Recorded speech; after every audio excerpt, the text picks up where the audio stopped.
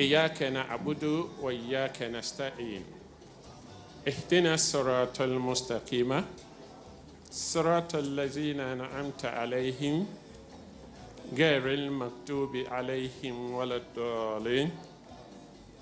May the Almighty Allah give us the understanding of E-Levy so that we may explain it very well back to our people at home. May He accept our humble prayers. Amen. Thank you.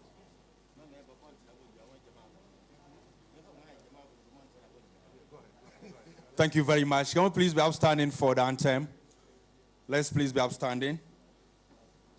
If you can take us through the anthem.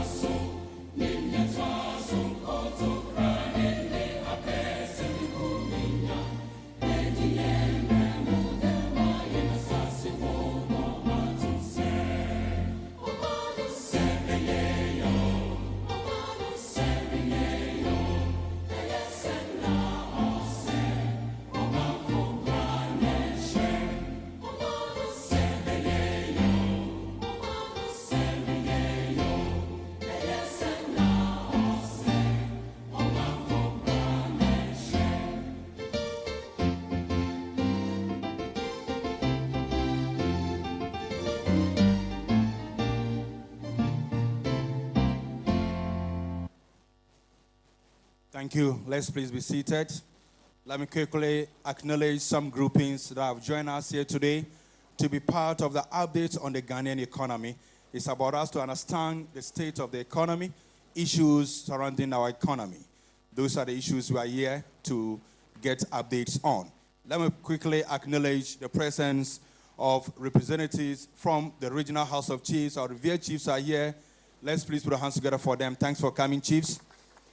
We also have representatives from the Ghana National Association of Teachers, representatives from the National Association of Graduate Teachers, representatives from the Nurses and Midwives Association, representatives from the Ghana Private Road Transport Union, Protio.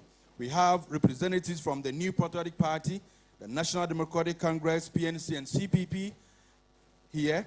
We have RECSEC members, Regional Security Council members representing. We also have various DCEs and MCs present here. Thanks for coming. And district coordinating and municipal directors are also here. We have the local council of churches represented. We have Ghana Pentecostal churches, Catholic, the Ahmadiyya Mission, Orthodox Muslims, and Allah Sunnah, all represented. We also have representatives from the University of Business and Integrated Development Studies. We have representatives from CHAS, Dr. Hilary Mantenka University, and heads of departments within the Upper West region. We also have representatives from the Taxi Drivers Association, Barbers Association, the Ghana Journalists Association, the Butchers Association, Mechanics / Fitters Association, Market Women are here, and also representatives of students' councils are also here, comprising Nasser Jahan Training College, UBIX, Dr. Hilary Mantenka University, and Timu College of Education. We also have representatives from the Ghana Bar Association and Ghana Medical Association. Together, let's put our hands together for all of them. Let me especially also acknowledge our guests that are here, their presence. I'm sure when the regional minister takes over, he will add more flair to what I'm going to say. But let's please acknowledge the presence of our first regional minister, Dr. Hafiz bin Salih. Also in our midst is the Deputy Minister in charge of Water and Sanitation, a member for Parliament, Sisala East Constituency, Honorable Amidi Chine Sakuf. Thank you for coming. Let's also acknowledge the presence of the Minister for Information, Comrade Honorable Kojo Nkrumah. Let's also acknowledge the presence. He's still a journalist. Yes, he's our comrade. Swallow is here and he's aware. Let's also acknowledge one gentleman that has carved a niche for himself. We call him Ambrose Time, the Minister in charge of Interior, Honorable Ambrose Derry, a Member of Parliament for the Nandom constituency. And the man we all want to listen to is here, the one who will tell us how the economy is moving, the Minister in charge of Finance, Honorable Kencity. On this note, I invite to give us a welcome address the Upper West Regional Minister, Dr. Hafiz Ben Sali.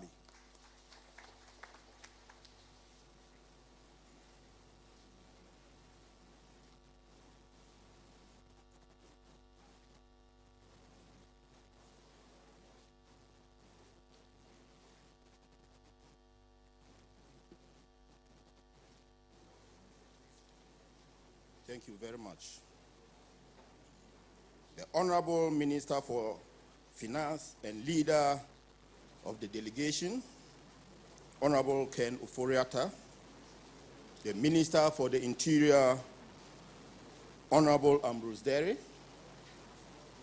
the Honorable Minister for Information, Honorable Kojo Opong Nkrumah, the Honorable Deputy Minister for Sanitation and Water Resources, Honorable Hamidu Isaku Chinia, municipal and district chief executives present, our eminent chiefs, the clergy, invited guests, friends from the media, distinguished ladies and gentlemen, good afternoon. Thank you to every one of you for being with us today.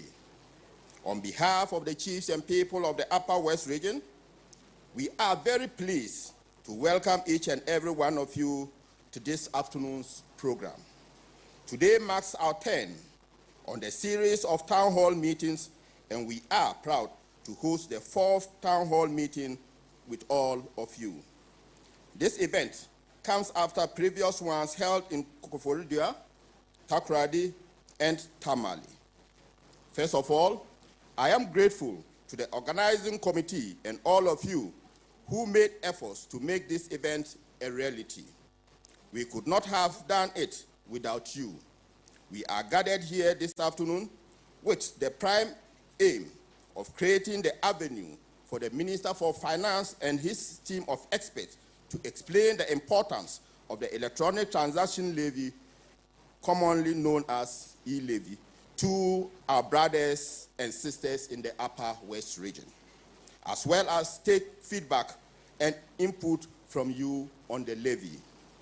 For us in the Upper West region, we have benefited enormously from the policies, programs, and projects initiated and implemented by the government of His Excellency President Nana Addo Dankwa Akufo-Addo. These programs include the Free Senior High School program, Planting for Food and Jobs program, Rearing for Food and Jobs program, One Village, One Dam, One District, One Warehouse, Youth in Afforestation program, One Constituency, One Ambulance, 110 educational infrastructure completed, while 116 are ongoing. 28 health infrastructure completed with 11 ongoing. We are also benefiting from the Agenda 111 with 5 of our districts being beneficiaries, just to mention but a few. If the E-Levy will guarantee the sustenance of these programs and many more, then the people of Upper West are all for it. Taxes are essential for the development of every nation. No nation the world over have developed without taxes. Governments impose charges on their citizens and businesses to raise revenue, which is then used to meet budgetary demands. Without taxes, government would be unable to meet the needs of their societies. Taxation is the only practical means of raising revenue to finance government spending on the goods and services that most of us demand. Well, I don't want to take too much of your time. I need to leave some time for our astute panelists today to fill you in on the relevance of the subject matter. Today, I strongly believe it will be fun and full of learning. So once again, a very warm welcome to each one of you. If you have any questions, suggestions, or clarification, there will be time allocated for just that. I would therefore use this opportunity to urge all of us to discuss issues dispassionately. On this note, I welcome all of you to this important event. Thank you, and may God bless us all. Thank you. Once again, let's appreciate our regional minister. Gra Minister Toli Nuhu Adiate, Agyapong to Jabarka and Tuwala Nyenche. Oyalenka Kina Nyeka Jine, Lambonga, Ya Lambone, Banaboraka Mahekuti, Blanet Yiri Babu Anchine, Gangaja, Aticha Habunga Tamayaka, E-Levy, Kaneja Bamo, Kakao Mende Lompo, Ka Yi Fong, Eli Dadibu Libri Ingang, Kakao Mende Lompo, Ayi Ande Libri in Abantuane Ade Ena, Immobile Money Hang, Ka Vola Kaneja Achali Wong, Anabana Borakaba Walehe, Akuti Anajienga.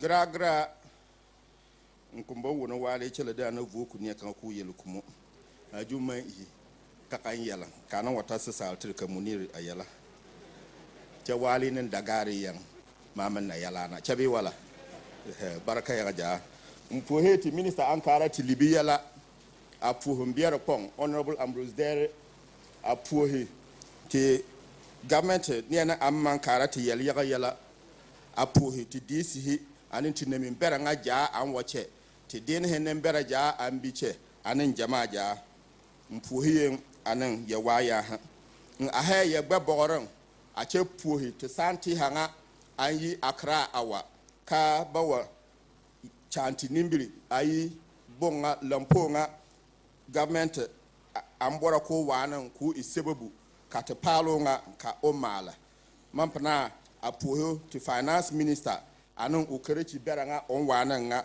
anan ba waya ha chala puhu ya jaman ai yi awache ka yawa awowo yala in yalian tunayan ambi upper western al lamponga ka diabun na ven karpalo nga amala blayan te sagayan adi te boran ko mala to se akuti to school secondary school jala bangaro nga ka ona bana de ven ka abihina ngara jala kablen la te sagayan ka planting for food and jobs ka anana ven ka ko yala island fie ka banan den ka yala nga ka utar nimbiri chaman pana a kuro niala ne ja an wache ye ven ka de hakla a en yala na ban wanan ka ba wa yala akutini ya ja ya baraka anan ya waya ha baraka te Upper West Regional Minister. Kan la cha biala blaman sasale kinanya radio hinandra na sasalting radio jandra vi ohabulana ochinara actual le minister va hale gamode akujel rba palala achoksa pala la johawan havang amoti avla kun hala habul E-Levy la ochobla wuna ka bole sen naru ajiglani ni werin ba hako baka choksa pala le E-Levy wokana havang o say inibene johu wowa rwani lompo va la evia wa wani sabala lompo va say nenoru echen agbara rwa wula la lompo va rejohu wano Roma Sapa. Let's put our hands together for the minister. Thank you. On this note, I want to invite to the podium and I'll hand over to him to continue with the recs. The Minister for Information, Comrade Honorable Agyapong Nkrumah. Thank you very much. The Honorable Regional Minister, Minister responsible for Finance, Minister responsible for the Interior, Deputy Minister for Sanitation and Water Resources, MDCEs, eminent chiefs, ladies and gentlemen, good afternoon. I am happy to have the opportunity to be with you as part of the government delegation here to have a broader conversation on the Ghanaian economy with the people of the Upper West region, and also to have a conversation about how to fund the next steps ahead of us reference to the Ghanaian economy. every country has a number of issues that it considers serious to talk about. First, usually, is security, because without security, you can't do anything else. And second is the economy, because it's the economy that determines essentially how jobs are created, how much growth is achieved, how people get incomes, and how they therefore step up on their own quality of life. We all bear testimony to the fact that the Ghanaian economy between 2017 and 2019 was doing very well, picking up in terms of growth. And what it meant was that gradually more jobs were coming in. More jobs meant more incomes for people. More incomes meant a higher quality of life for people. And then in 2020, COVID-19 hit the whole world, including Ghana. So growth slumped. Globally, growth was about negative 3.2%. By 2021, we are beginning to see a gradual recovery, about 5.9, 2022, a target of about 4.9. The consequence is that inequality has increased around the world. Today, if you are watching the international news networks, inflation is going up all over the world because global supply chains have slowed down because of COVID. Once you start doing social distancing and people shouldn't go to work, or people should go to work in turns, productivity goes down. And once productivity is low, what will happen is that the little money chasing the fewer goods will begin to create inflation. And once inflation starts, which is the rate at which prices of goods and services are going up, central banks will begin to adjust interest rates up so that we don't have too much money coming into the economy. So inequality is also growing all over the world. The rich are getting richer, the poor are not necessarily catching up. As I mentioned, inflation is rising. Fuel prices are going up in Europe and many other parts of the world. Here in Ghana, we have had our own challenges with COVID. But the challenges are the same. Nigeria, South Africa, Kenya, everywhere else. Unemployment is also gone up in many parts of the world because once productivity is down and economies are not growing, you'll find that unemployment is also going up. So hardships have increased the world over. But if you recall, when COVID started, President Akufo-Addo said something. He said he's going to do all that he can so that we can protect lives, and then we'll deal with livelihoods. And so Ghana took a lot of drastic measures, pumped a lot of money, did a lot to protect lives.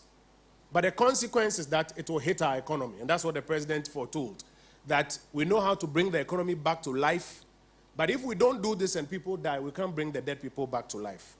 Today, the Ghanaian economy is gradually recovering. Just last week, and in fact, today's newspapers, the World Bank, Ghana Statistical Service, all of those who are doing the surveys are saying that the economy is gradually picking up. But is that enough? No, it's not enough. We have to do more to get growth back to the levels that we desire, to get a lot more jobs so that more people can make money, incomes, and improve their own quality of life. And that brings us to the conversation of the Ghanaian economy. All over the world, governments are trying to answer the question, how do we recover after COVID? And that is the same question that the government of Ghana is also answering. Today, the finance minister and team will have the opportunity to speak to what the government of Ghana has been doing and what we need to do moving forward. One of the things we've been talking about is the electronic transactions levy. And I'm sure you've heard a lot about it. Some say it's double taxation. Some say it's not fair. Some say it's a tax on capital. Some say it will kill electronic transactions, several things. People have other ideas. The objective of this town hall meeting is to have a conversation with the Ghanaian people, the people of the Upper West region, on how the economy is being brought back to life and our various responsibilities in all of that. And we look forward to an opportunity where we have a fruitful interaction. I want to start by inviting to the podium the Deputy Minister for Sanitation and Water Resources, Member of Parliament for Sisala, the Honorable Amidu Chiana. Let's receive him with a big round of applause.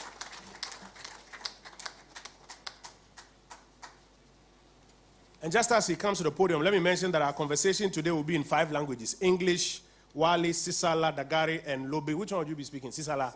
Mixing with English. We are yours. Thank you very much, Honorable Minister for Information, the Minister for Finance, Minister for Interior, the Upper West Regional Minister, our respected chiefs, our MMDCs who are present here, representatives of political parties, representatives of working groups, the teacher unions, nurses, and other working groups who are here, the media, ladies and gentlemen. First of all, let me add my voice to the Upper West Regional Minister in welcoming the Minister for Finance and the team to the Upper West region. If you have been following, this is the fourth region the Finance Minister and the Information Minister have taken this very critical assignment of state of educating the public and seeking some information from the public, generally on the economy and specifically on the E-Levy. And so for Upper West to have been chosen as the fourth region for them to come and make a case and to listen to the people of Upper West is a privilege, and I take this opportunity to join the regional minister in thanking them. All of us know that there are three major sources that the country relies on to mobilize resources to undertake development. First, sometimes we get grants from developing partners. Second, we take loans from countries and other developing partners. And the third and major option is revenue that we generate internally within the country. These are the three major sources of funding that we get to finance government projects and to undertake development.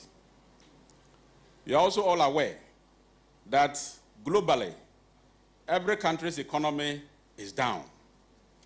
In fact, 2 months ago, the European Union decided to implement 3 new tax measures so that they could raise more resources to support all European countries and to support some other countries across the world. 3 new tax measures by the European Union because their countries' economies are going down. In America, they are struggling because of COVID, all over the world. And so the other opportunities that lies in grants and loans will be difficult, because if you could take grant or loan from a country and that country is struggling, how do you rely on such countries to get loans or grants? It becomes a very difficult situation, and the biggest option and the appropriate option to rely on is for us to raise more revenue within so that we can undertake development. There has also been an interesting argument that people make that we should cut down expenditure.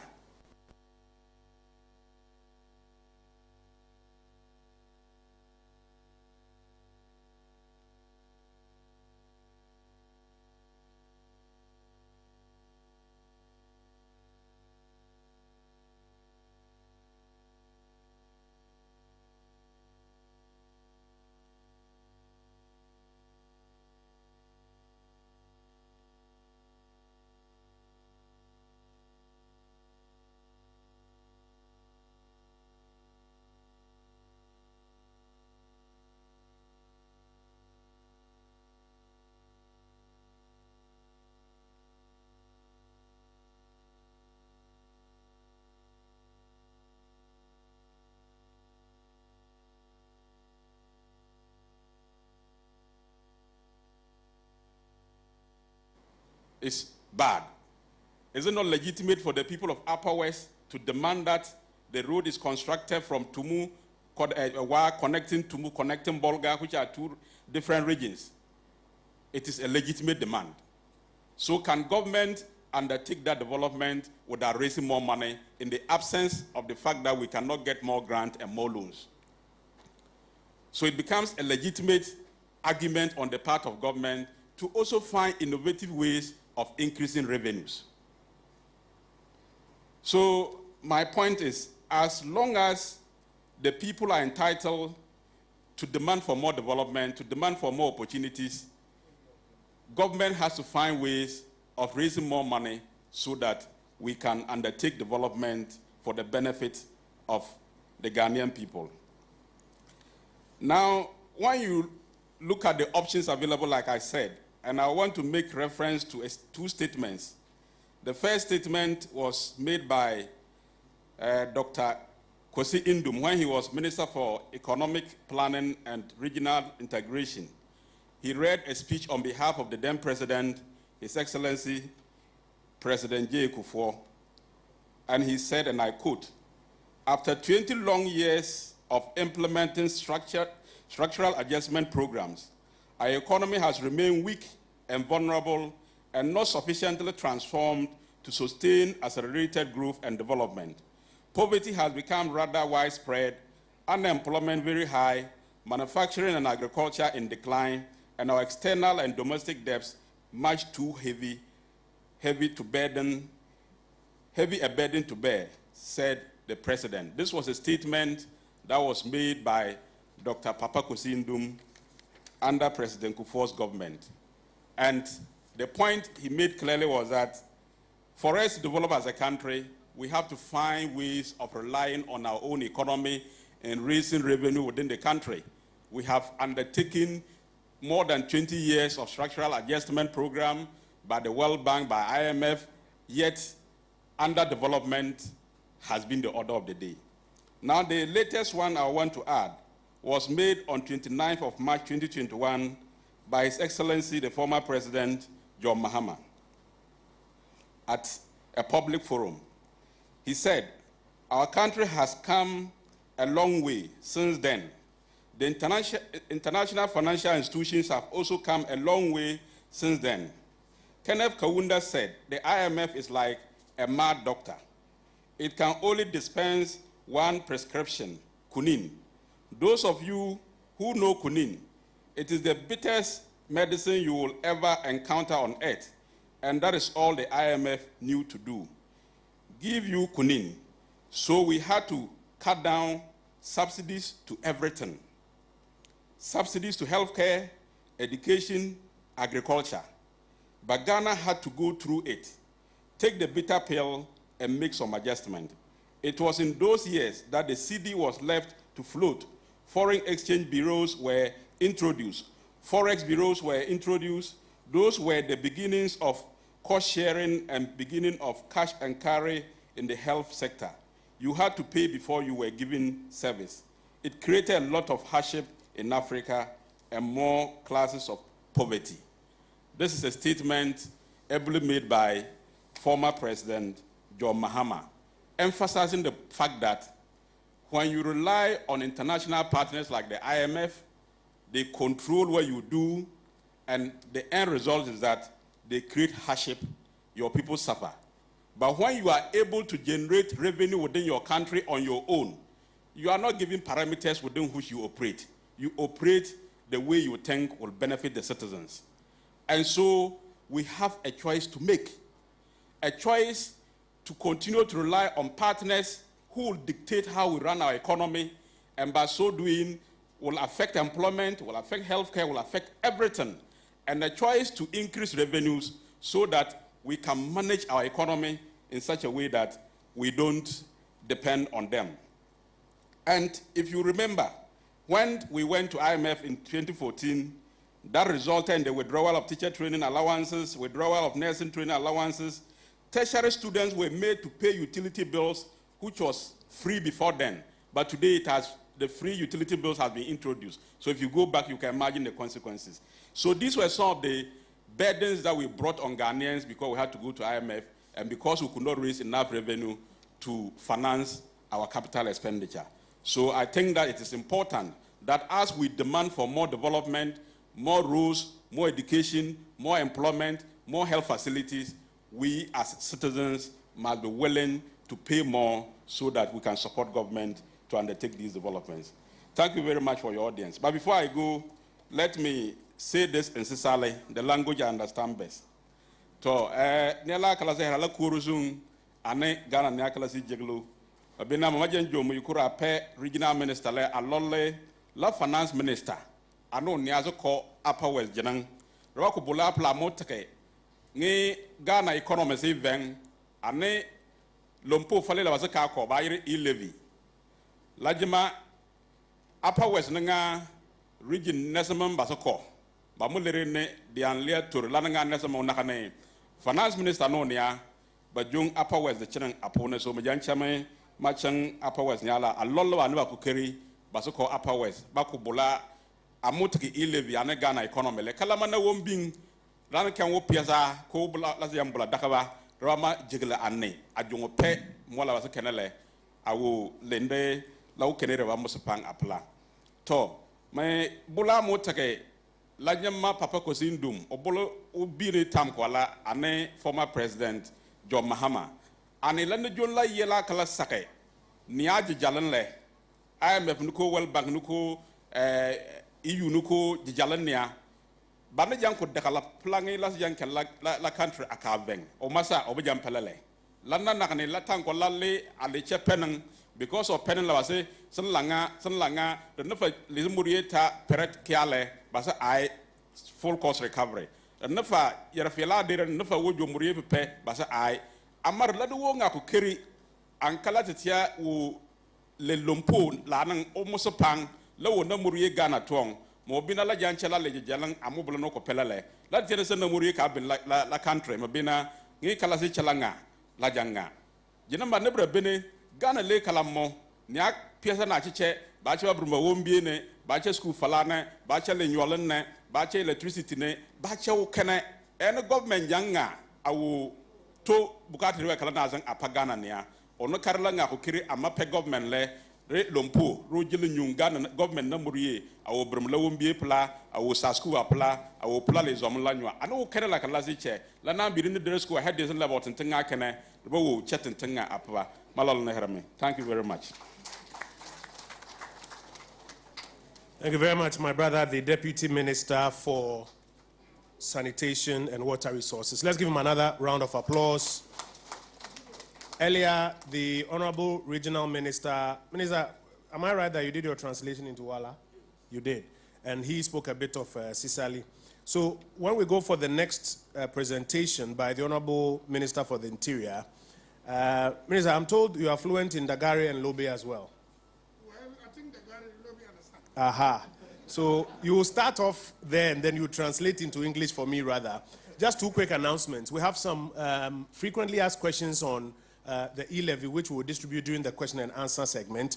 I also want to inform you that what we are doing here, beyond this room, is live on Radio Upper West, Radio Progress, Info Radio, Home Radio, Sumali FM, Radio Wa, Tungsung Radio, WFM, Radford FM, and Golu FM, as well as Radio Mark. Later, I'll mention to you the television stations across the country that I also receive. Let's receive the Minister for the Interior with a round of applause.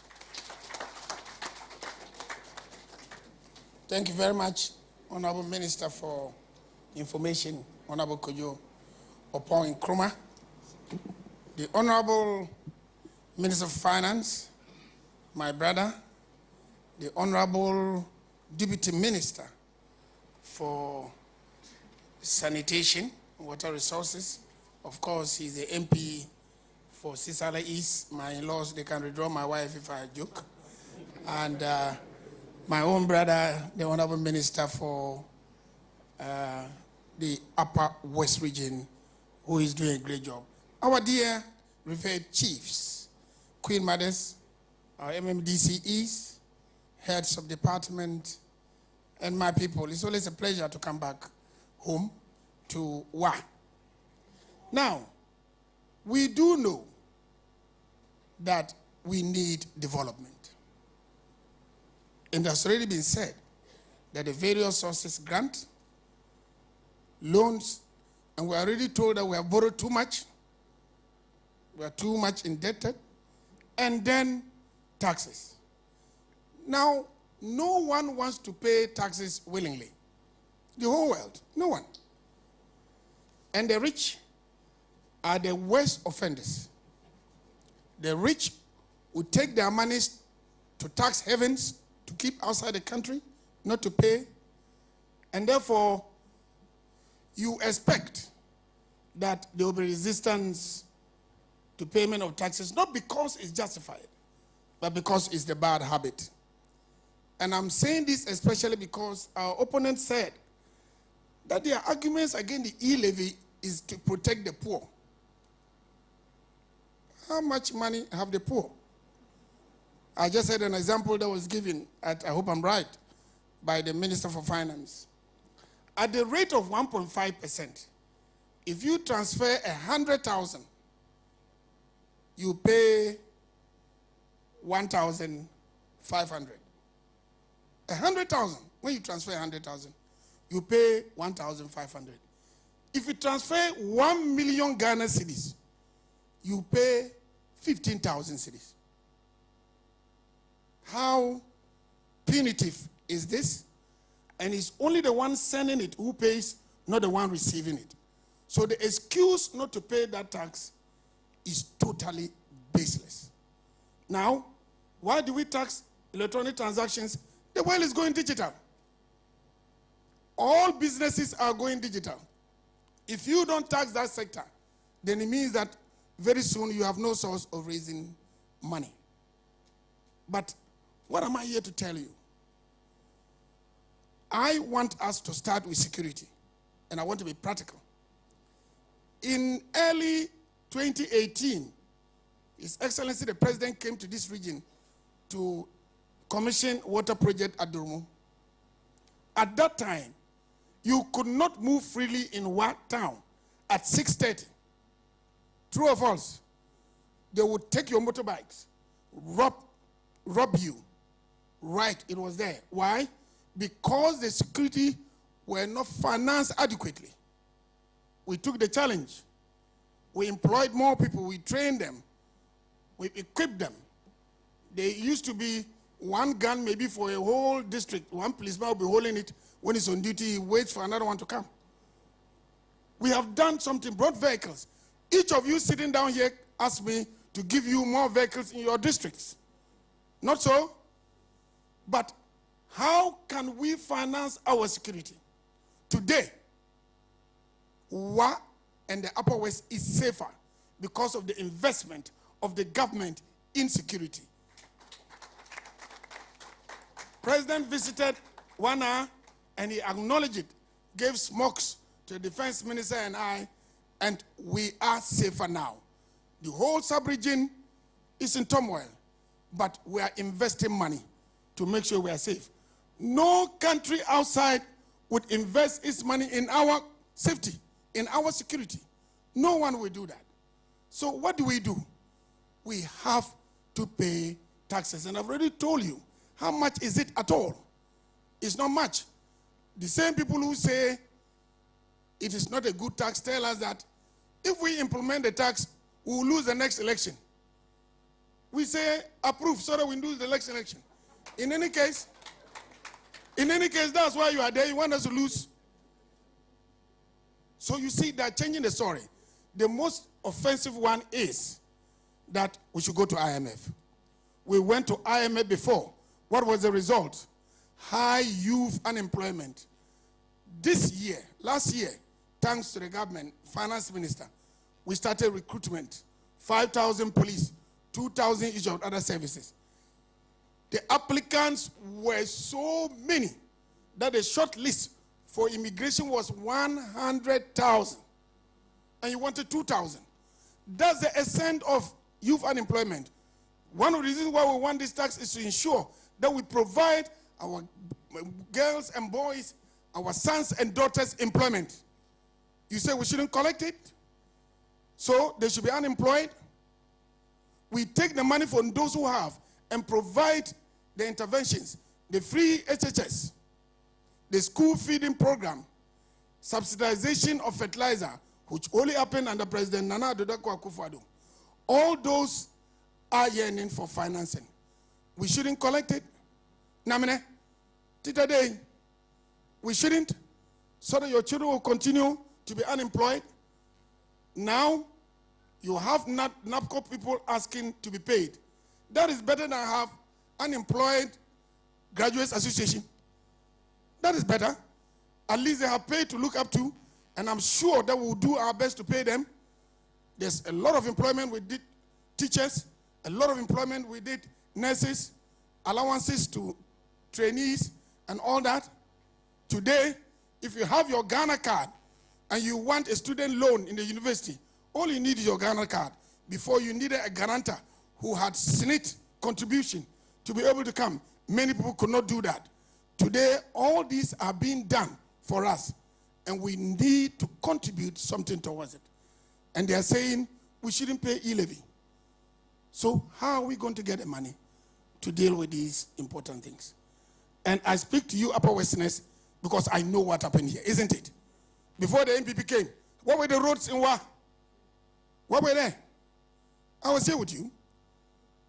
Electricity, roads, we all want that. All we are saying is that let us pay something. And MTN is collecting your money. Nobody opposed it. But MTN does nothing for you. Government of Ghana says, give us money. And you say, can we account for it? Sure, we can account for it. COVID hit us. During COVID, you got free water. You got free electricity. What does that mean? Government paid for it. Somebody has to pay for it. Government pays for it. Corruption. This country is better off corruption than before. Let me give you two simple examples. Digitization. Ghana card was used at National Service Secretariat, saving over 100 million cedis because ghost names were eliminated. We want people to use their Ghana card. Some of the criminals are saying that you should resist it. Why do they want to resist it? Because we'll eliminate corruption there. Now, somebody can sit in Nandom, can sit in Tuma as a businessman, use a phone to renew his business registration. True or false? True or false? In those days, you take a vehicle, go to Accra, sleep in the hotel, go to the ministry, nobody reminding you. You'll be forced to remove money for messenger, remove money for director, and you are talking of corruption. The digitization which this government and the president is leading is moving us towards that corruption-free system. But we need to contribute. We need to contribute. If you have your family and you can't take care of your family, you need to come together to contribute, isn't it? What we have come to tell you is that this tax is a reasonable tax.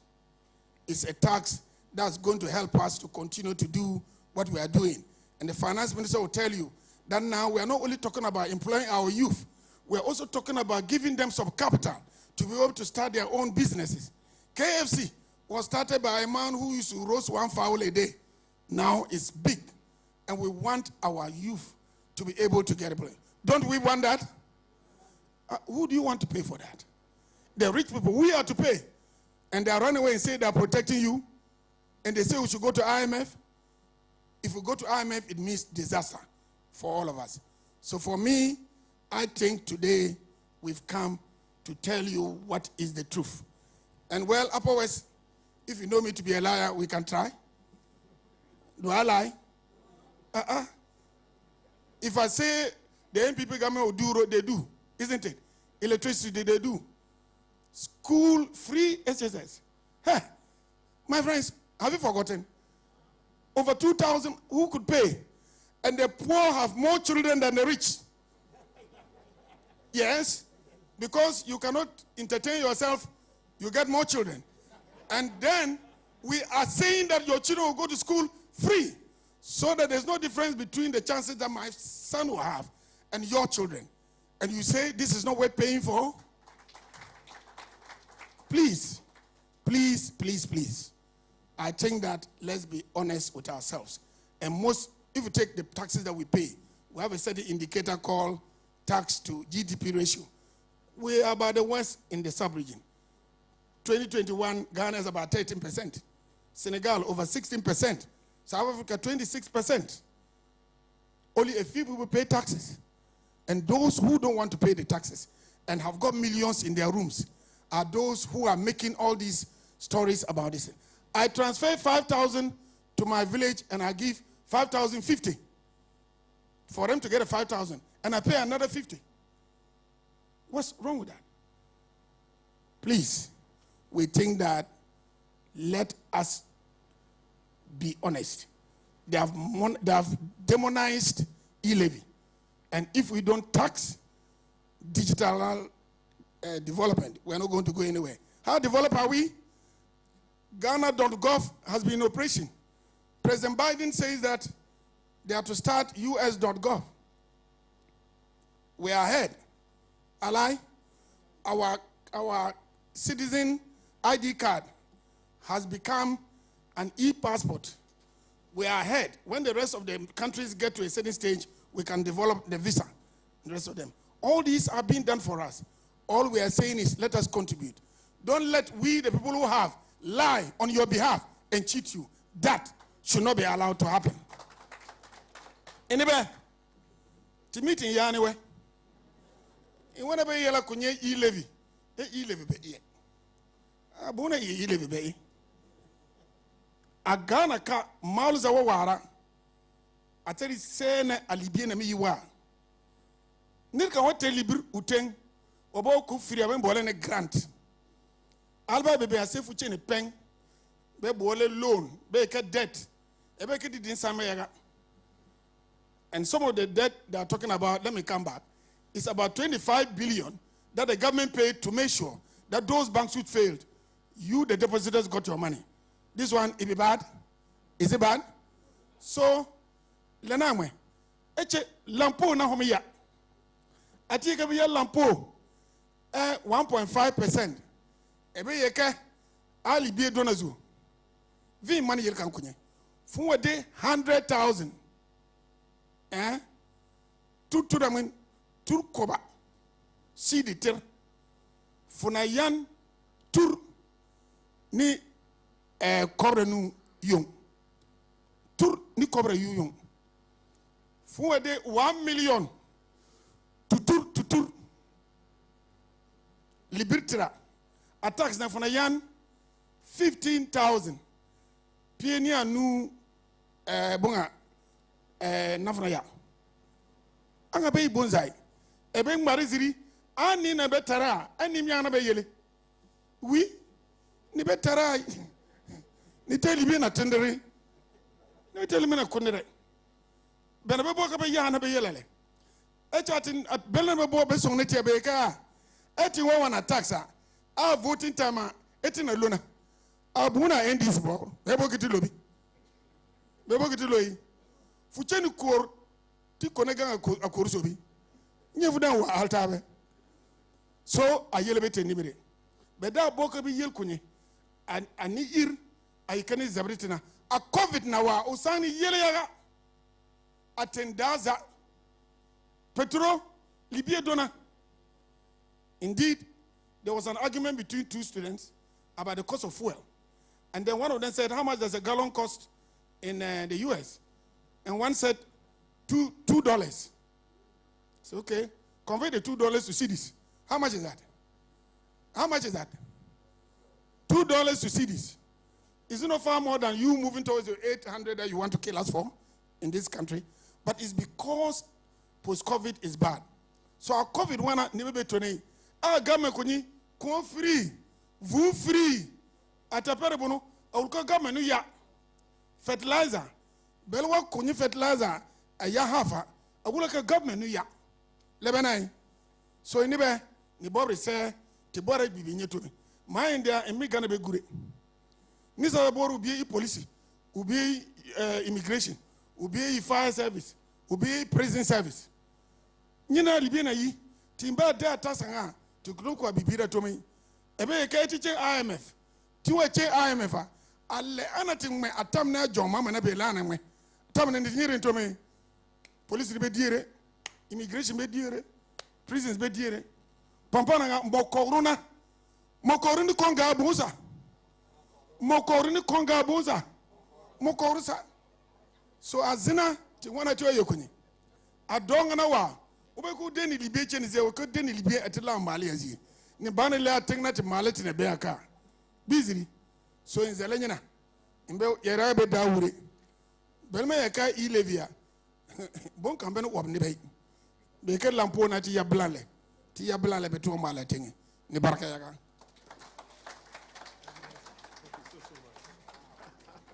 A big round of applause for the Honorable Minister for the Interior. And between Minister for the Interior and Deputy Minister for Sanitation, a strong argument has been made that we are all making legitimate demands on government to do more for us. And that's the essence of democracy. But somebody has to pay for it. And we all have a responsibility to contribute to funding how we provide for all of these goods and services that we are asking for. Minister, we are very grateful. I want to invite to the podium the minister responsible for finance, the one who raises the bag when he's going to read the budget. And sometimes people think that that bag, there's money in it. No, there's no money. It's economic policy, ideas. Ideas that will bring money. And he will have the opportunity to speak to us about some of those ideas in the bag and how we can help him make those ideas a reality. Today he's come all the way to our... And this is a green bag, so it's eco-friendly. I also want to mention that this is the first time we are observing a minister responsible for finance go around the country to engage the Republic and citizens with economic policy, get answers, answer questions himself, take feedback. And it's something we should commend him for that. Let's receive him with a big round of applause.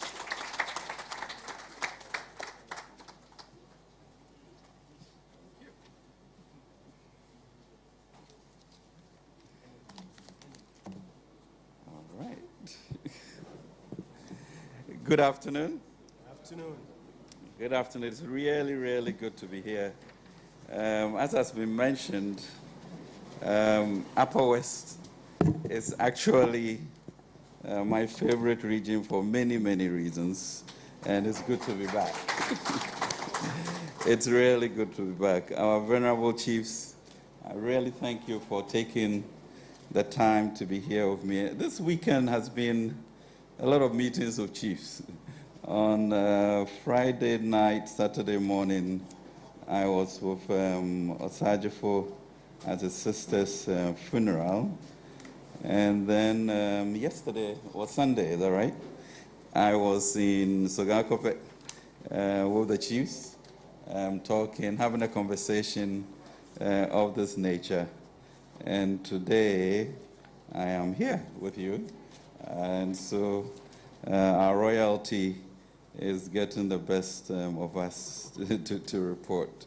But truly, as somebody from a royal home, I really appreciate your taking your time to be here, and I understand the demands on your time.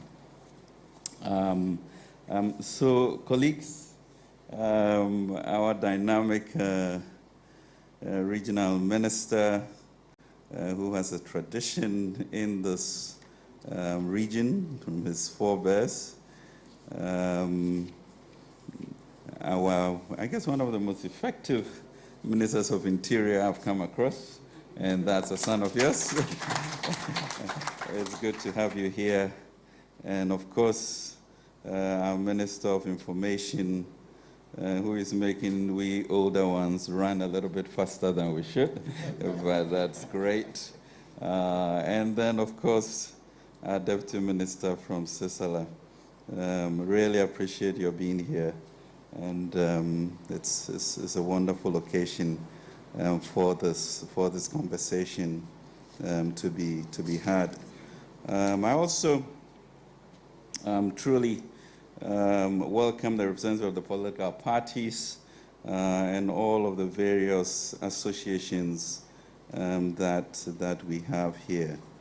And I am a finance minister, but I actually do get a lot more philosophical than the numbers. The numbers we can do, as our president has told us, that yes, we can always fix the economy, but we can bring people back to life. So the sovereignty of the people is uppermost in what we do. Uppermost in what we do. So even as we go through this crisis, and manufactured crisis, actually, with regards to E-Levy, I think deeply is a crisis of confidence and self-actualization of who we are as a people. I think if we all had that basic understanding of this superior nation with a manifest destiny for greatness, it will really lead to a certain clarity of language or a common language which does not enable us to go below a certain level for us then to look at how we transform our country. And I think for me, one of the enduring signs of that, which brings me to serious worry, I know the President had mentioned that we shall not put politics in front of policy, given whatever it will cost, was really when we all sat down as a country and got beaten by Comoros. Do you know where Comoros is? Some tiny country. I mean, that really should just make us sit up and say, where are we going? How are we defining this democracy to a certain level in which there's, poverty of aspiration, and we really are at a junction that we really need to recalibrate and say, hey, what are we doing to this black star, this country of ours? And I think that's important. And what is the conversation we should be having as a nation, as opposed to being in silos and therefore everybody thinking that they can grab what they want. So I look at teachers, for example, and civil servants, and I'll be the first to admit that the salaries are indecent. Nobody will argue with that. At the same time, it is 60% of all the revenue we collect for 700,000 people. That's also a fact. So yes, there's a legitimate demand for more, and there's a legitimate reality that there's no money. So what do we do as a society? Then you ask me to give you more salary, which is fine, and then I say, oh, but it's your colleague civil servants who collect the money. So how can you be responsible for collecting the money, not collect it, and then tell me to give you the money? That will be another issue. At the same time, yeah, living conditions must be managed, and lo and behold, the world is also getting into a position where things are even going to be more difficult. So what do we do as a nation? Just think of it as your home, and therefore, where do you sit down to have a real honest conversation so that we can move on? So I just want to juxtapose us in a context of history so we know who we are as a people, and therefore this crisis of confidence or crisis of self-actualization becomes front and center as we begin to think of where we should be going. So this small country, somewhere in 1957, great leader Kwame Nkrumah, and sends us into independence, and therefore catalyzes the emancipation, political emancipation of most of the African countries. This small country of ours were able to do that, became the Black Star, and you can see now policies on education, infrastructure, how far we have gone as a people. And today, our eighth round in the Fourth Republic, is something that, the whole world looks to. So Ghana, as a beacon of democracy, has come to stay, and we must protect it.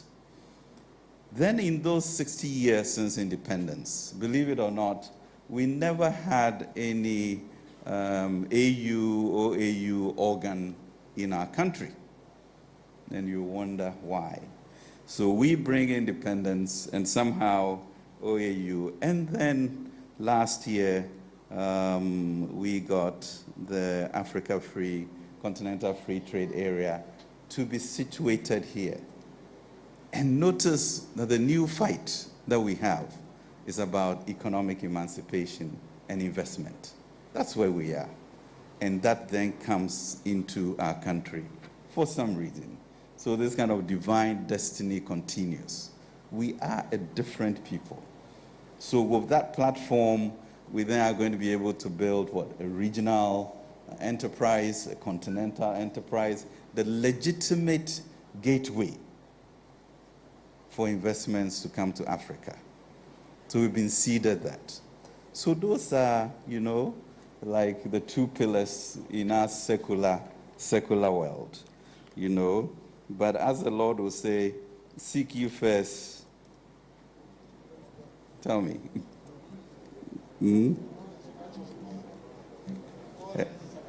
A righteous society. So President says, that is important. And therefore, his commitment to the National Cathedral. Because truly, in the end, if you don't have values and a clarity and a common language, these things can be wiped out in a hurry. Within a space of less than 2 years, you've seen Mali go down, you've seen Guinea-Conakry go down, you've seen Burkina Faso go down. There was a coup attempt in Guinea-Bissau. Niger and Chad have their own issues. And that's where, therefore, the issue of spirituality, of values, and understanding of the democracy comes in. So it is important. And then we have understanding of our history, how we are, the people we are, the shining star of Africa. We then will begin, irrespective of whichever political party is in power, have a common baseline on which we agree. That one language, which in Genesis the Lord said, if they speak one language, there will be no restraint to how far we can go. And that comes with sacrifices. And that comes with burden sharing. And that is the junction we are at. And the issue here, as I look at what the president pushes us with, is that at every point in time, the sovereign right of the people are uppermost in his mind. So even when our opponents said we cannot do free senior high school, he said it's the right of the people. How do you ensure that they have the skill set to be able to depend on themselves so they can move on? And that is important for us. So that there's social mobility, there's social justice, and people feel like they are citizens. Because let me tell you something. You have maybe 4.6 million people of our children in primary school. Then you move to junior high school, and you end up with 2.8 million. Meaning some 1.6 have vanished. We don't know where they are. And we are all quiet. Then you move from junior high of the 2.6 to senior high. It used to be about 800,000. Now, because of the policies, we have 1.2 million. So even of that, you've lost what? From 2.6 to 1.2, some 800,000 have also vanished. And these are what, 15-year-olds or something. Then you move from there to tertiary, and maybe at most 500,000. So 700,000 have also fallen in the cracks. Then we come from tertiary. And how many find jobs? So these are real issues that we can pretend is not happening, but it's happening. And there's no reason for any citizen of Ghana to be imperiled to that nature. And the reason I say that, and maybe the reason he made me minister, is because we all have our stories to tell, which indicates that every citizen could be a finance minister. And the reason I say that is because me, myself, standing here, was born out of wedlock. And it was just a strong woman who decided not to abort that I was saved. And she went and hid me. She went and hid me in Kumasi somewhere.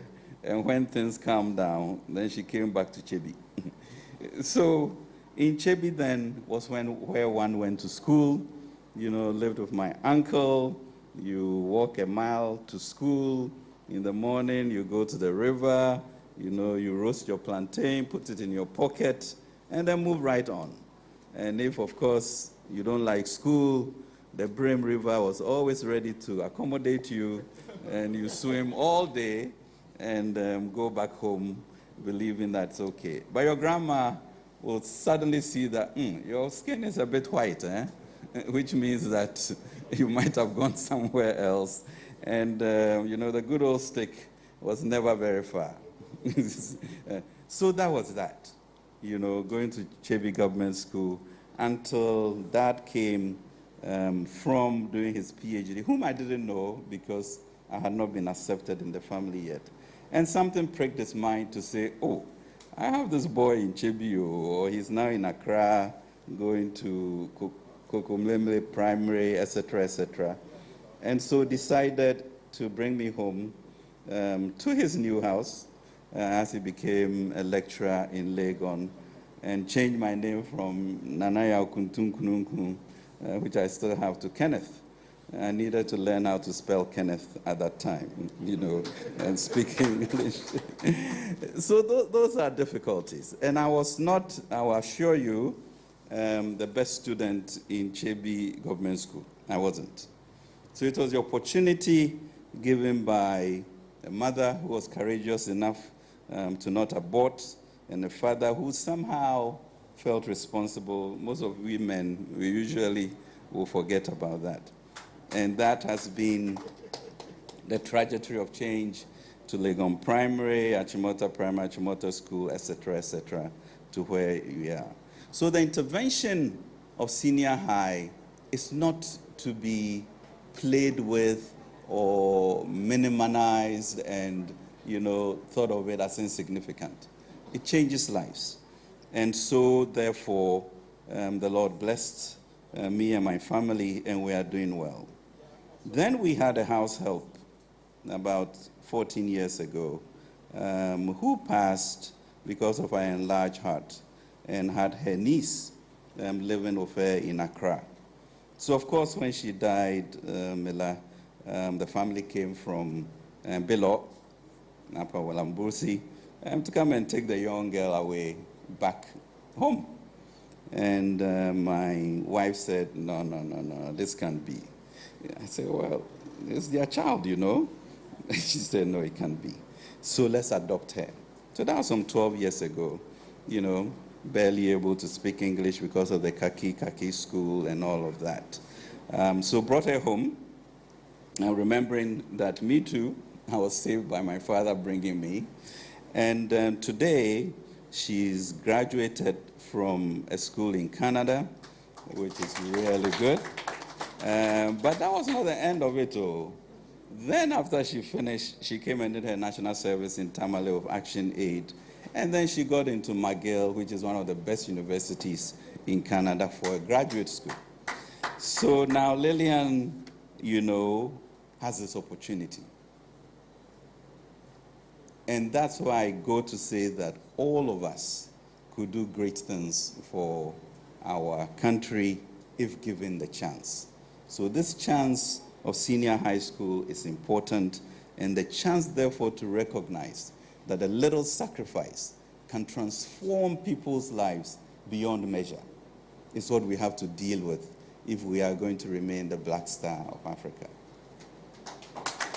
And we have to do that. So when my senior Minister for Interior mentions that, well, for all its ills, if really you transfer 1 million cedis a year and the state asks you for 15,000, is that too much to address the issues of our debt, our infrastructure, and youth employment? If you make 100,000 cedis of transfers a year and I take 1,500 cedis from you, is that too much to warrant an insurrection? And if I look at Upper West, where we have 11 constituencies, of which we have Nandom, not Jirapa, Landon, Lambusi, and Tumu. Yeah? Sisalais. And we have, 340,000 people within the age bracket of 15 and 35 with serious issues of unemployment, with 8 of our MPs coming from the NDC. What reason would they have to stop an E-Levy which is looking at a 10 billion cedi intervention called U-Start to get at the issue of employment? You hate MPP all you want, but what about your 340,000 youth who need jobs? What is the reason? Where is the republic versus policy? There are some things I have to do. I have to report to you on a regular basis. I need to close in the gaps, of leakages, etc. But it does not mean that we shouldn't move ahead in a world in which e-commerce is going to be the order of the day. What is the reason for any of these MPs to say, no, whatever argument you have, we won't do it? And then I go and look in their manifesto on page 99, and they have something called uniform fees, which will look at taxing or electronic transfers in their own manifesto. So what are they doing? A, they don't want us to get jobs, or B, they want us to go to the IMF. To what effect? So that really is my story. Are we here as a proud nation, courageous and strong, to take this burden? What will the IMF give you? The last time they did, it was $1 billion in a program, that is, of 300 million a year for 3 years. E-Levy, as small as you might think it, will be 1 billion or 7 billion CDs, starting this year if we had started early, so we could pay your district assembly common fund. But they are sitting on it. So really, that is a picture I want you to get. And to determine for yourself that, look, my friend MP, you go and vote for our E-Levy. The other issues we can deal with because I'm in your party. But nothing that harms the 340,000 people who mostly do not have jobs. I mean, the indignity of educating your children for you to then give them money for them to subsist and be underemployed. We cannot accept that that is our lot. It cannot be. And that is why, for me, the issue of a crisis of confidence and a crisis of self-actualization becomes the real issue. Are we going to be honest with ourselves and determine how we move forward as a country? Because we are at a critical junction where there is enough money in here between me being efficient in closing loopholes and collecting taxes and reporting to you, and you understanding that we have to pay for this. And what we have brought is also not egregious. So I went to Parliament and said, I need to consult a little bit more so that we understand the issues, because you say that it's pernicious to the poor. And I asked them, the poor, I have eliminated 100 CDs a day from it, which means that until you transfer 3,000 CDs, 100 CDs a day, you would not get E-levied. Then people say, oh, my pension money, I send a little bit to my child, and then that's going to be E-levied. Do you really send 3,000 CDs to your child, or are you arguing because you have heard it? And what is the signaling, to the child? That, well, grandpa sends me money, but the state knows that he does not have enough pension money, so that is exempt. But anyway, there's something called E-Levy. So you are also educating this child, and you yourself are shielded from. How do you turn this into a positive conversation for the next generation coming, and for we ourselves? There's a proverb in Twi says, "Kwan ho noma na kwentu noma efe." nanso yede den sika ena eto. So we go to America and Sweden, and they are taxed 50% of their income. Everybody keeps quiet, and Ghanaians, we pay for it. We come back to our country, and there's all sorts of labalu.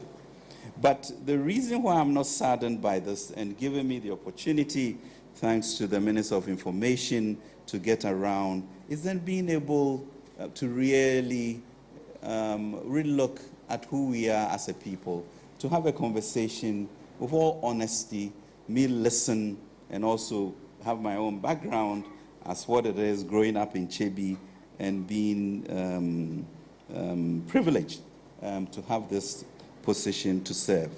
It's what then brings us here as we talk about the E-Levy.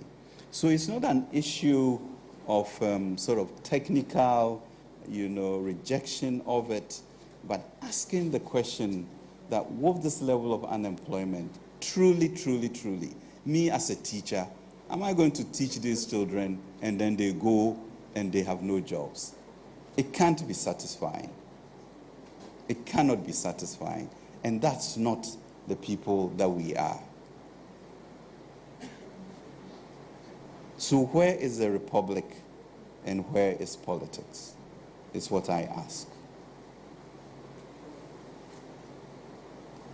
And they should tell you why we should not get these resources to support us, even as we do other things. So that is important. So how do we get that one language? So that we don't go below it and we don't get beaten by Comoros. It's important because it's shameful. And we are arguing about things that will save the future and that will save our children because of different political parties. We cannot continue to do that. Yeah. So there we have it. So the employment numbers are stunning, or unemployment numbers, because literally you have 56% of our population below the age of 24 and some 11 million people who could be doing work that are not doing work. Then we have debt, which we have to pay for. But the issue about the debt, let's get some clarity on it. I think we inherited some 123 billion, and now there's a gap of about 215 billion plus 120. So about 380 billion is what we have now. So 215 billion is what we had. But what did we meet? I think we all remember the reason why you gave Nana Akufo-Addo 1 million votes more in 2016 is because things were not good. So that 1 million votes came from NDC and NPP. And let's remember that. Growth was 3.4%. That means we were not going anywhere. Deficits, were 6.5 or 7%. The trade was not good. International reserves were low. The decline of the cedi was known. We had Doomsaw. We had signed some really bad contracts in energy. So that is why we moved. And from there to 2020, it was clear what had been happening. 400,000 more people in senior high. Essentially, Doomsaw was eliminated. Allowances for nurses, allowances for teachers, etc. And the country was moving forward. Nobody would challenge me to say that there was a new lift in our voices, in our steps, whatever we did. Then, of course, we had the intervention of COVID. And even in COVID, I went to a meeting in which, our small minds, me and Minister of Health, thought, well, maybe some $2 to $10 million and we'll fix this COVID. By the time we got up, President says, Minister of Finance, go and look for $100 million because this is serious. And I'm like, well, that's a very different discussion than 10 million. But his vision, he was very clear somehow about the ominousness of this pandemic that was coming. And therefore, we tackled it with zeal. And we are forgetting that. As to the water, as to the electricity, as to the food that was distributed. And now of about 300,000 deaths in Africa, Ghana has only 1,400. Not only because every Ghanaian life is important to us, but that then shows the magnitude of the intervention. And so we can't forget those things. We can't forget those things as we move on. Then we have our infrastructure. We all want our roads. And so we must, because it opens up the society and there's more productivity. So we need to find those resources. But they've defined how best we can get money for these issues, and that we can't continue to depend on the outside world.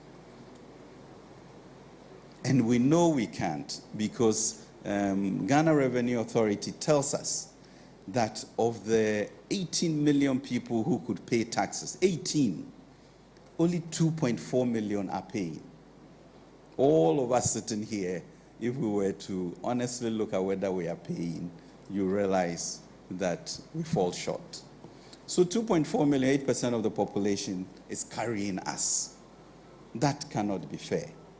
We have to find a way for everybody to participate in this. How do we burden share as a people to get through, this triple helix of debt, unemployment, and infrastructure, so we build our society? And we can, because the resources are here. And we are comforted because even if you look at Ghana, I think our revenue to GDP is somewhere within the 12 to 14% range, whilst our neighbors, poorer neighbors, are in the 18 to 20%. So obviously, there's something wrong. And my pastor told me the other day, the reason why people are resistant?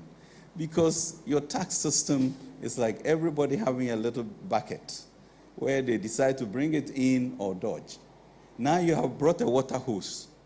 Everybody is passing through the water hose, and you can't get out of it, and they don't want it. So that's where we are. Do we want the water hose so that everybody pays their part of it? And don't tell me that it's pernicious to the poor because we have reduced it to eliminate that.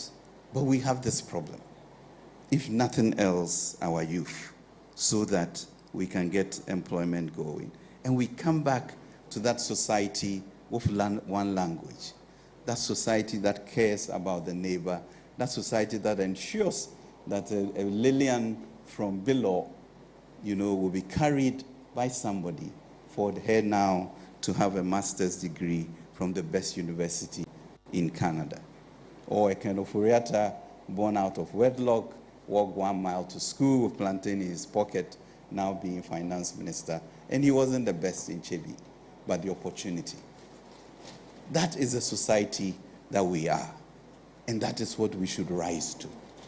And that is what Ghana is, that black star. It's not all those arguments about, well, you are not collecting this, you are not collecting that. We are moving from a business that is 78 billion in 2016 to one that is 950 billion in 2021 and going to continue. Why should we not begin to tax it so that we can do the work that we all have to do? Why should we be paying our civil servants such low rates, but at the same time it consumes 60% of our revenue? That can't be right. So we need to enhance productivity to be able to do that, So the E-Levy really is a chance for us to show our true self, to build that righteous society where our politics is good, we are the toast of the world, where our economy, is moving on because we are an entrepreneurial nation in which people have jobs, where there's a certain clarity of righteousness as a people. So we protect and have values, that cannot be challenged. So that's where we are. And we can do it. I know we can because I stand here as a testimony to what can happen if the good of our people are brought to fair. So, yes, it's been uncomfortable going through since November 17th about this E-Levy and all the arguments, and it just dawned on me that truly the Lord is pushing us to say, Ghanaians, where do you want to go? How do you want to burden share? How can we do this? Because this government that you are talking about is very different from the things we met in 2017 to what we are all benefiting from. Either your niece or your cousin or your son or your daughter must have gotten something. Let's not forget. The same way in which the Israelites sent the spies to the promised land, and Caleb and Joshua came back and said, we can do it. And there were 8 of them going through the crowd, depressing the spirit and energy of our people, thinking that Egypt was good again. We can't afford that. So let us rise up, stay with whichever party we want, but let's have a common language and threshold of where we want to go. So it is on that basis that I encourage you, for us to move on. We've lost too much time, but it's been good conversation. I get to come here, I get to listen, I get to understand. So one of the big chiefs was saying, well, I send money to my grandson and I have to be taxed. And then, I asked a simple question, do you really send 3,000 cedis to this young boy? And then he realizes that, it's not quite true. It's a theoretical argument, So let's break it down. But then we, as a government, the responsibility of reporting to you on a regular basis the usage of these resources, and also going after, the leakages that we have, with some amount of favor to ensure that we get the monies that we deserve. But let us just remember always in the context of the great people that we are, and let us not let anybody, push us to believe that we can't do it, that we have to go outside for it. That is not true. We led Africa's independence. We are going to lead economic emancipation, and we are going to have a people who are righteous. Thank you very much for this.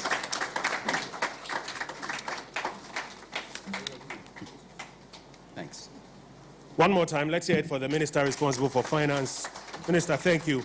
I want to get some quick translations. Sankara, where are you? Where are you, Sankara?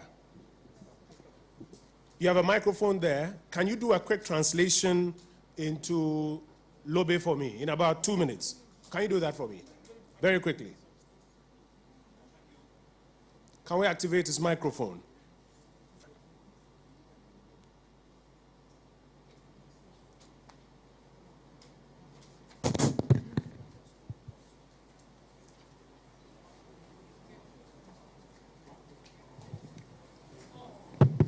Good, thank you.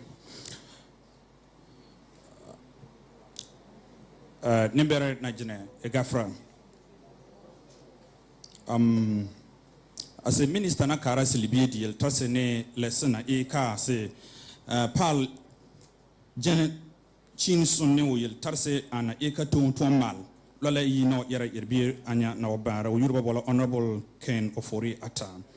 We are ka lampo pala ya ban wara babola E-Levy o ina bonya na tonsun na o mal as Ghana ton o mana will tase will ya ka simandon chente pion libie yin na salton be ka na salse ya ka ba sona se na ason fuma dison fie bojun alabama de okose ya ka ba sona se na e ba ma wila yil frese amine sen se o ka sitro ka bara dar aba yar ka ba sona se na awika abala ison fila ba sonse adjun pan yere ka fonde nan dom de lambusieti de tumuna for longtemps nin jombal ni bebe abalte o ayba tuna E-Levy nya be lampo pala ba bola E-Levy po sinya libi jonya na ton male ton anya na ata kan reja ba chenji ja te pion libi na wala pone o pan yere ka fon ka seresna 20 be sina nya ka sin ya vorne chenteo anto mal si yiltase asion ne kan reja o so e kan sisi frisi mi blam la anna e kayil bor si anya jija sem boro ka tonya malfo yere ka ne tan suku kan fo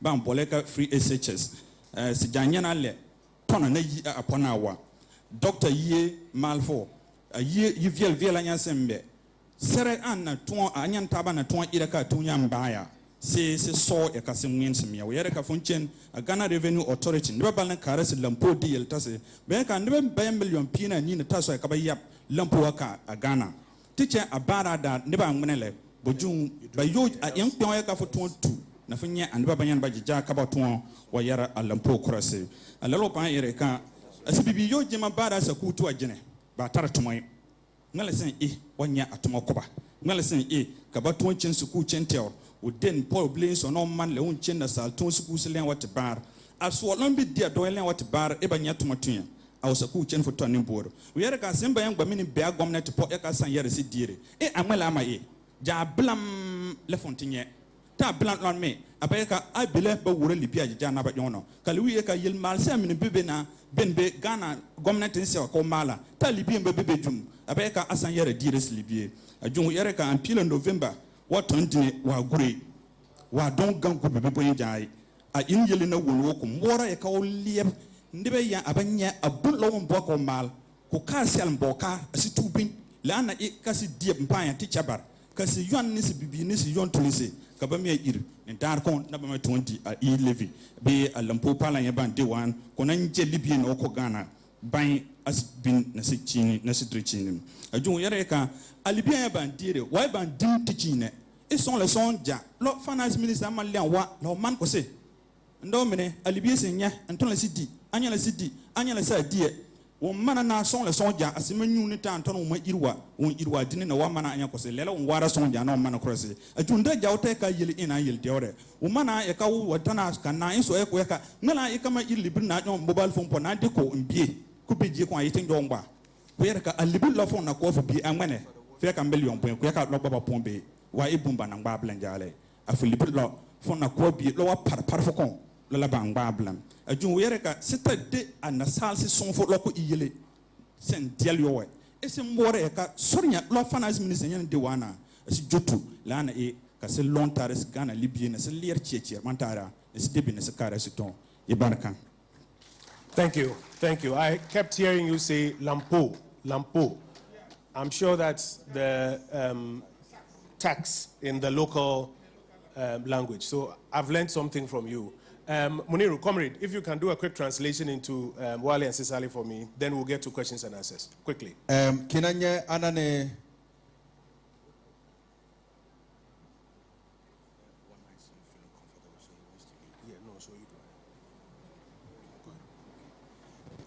kinanye anane te libi dikara be tili niana mandire te libi akara amma hadibu mun ayela kudikene foriata o yelenka kina yodo o mga babu o dogbo ano babu adam mahe ana lamponga bi E-Levy nga yela tin yalanga onalaka o ma anterupu o jahenku ihane punga chetu dogo banle odigani nchebi omba blenga school blenjine awania ai minister of finance ompana do mga amahe atiyi ana lamponga ana E-Levy nga yela tarhe o yelenka ana lamponga no pianga jatang mara kuye no piana ne ana no piana ana ven karuso to mehe karete mehe naba karata enba ana le yusuha be kare nba na dipyo ayi asuha kuye yelane ana bonton wo ven kana yele nga kan ma bai ompana yelka karata de politics ka di binnimu toron kace yiri babu badde ka abai kabla kumbanton ven ka yiri babu ko gani mutore ka kunan ka tontono ba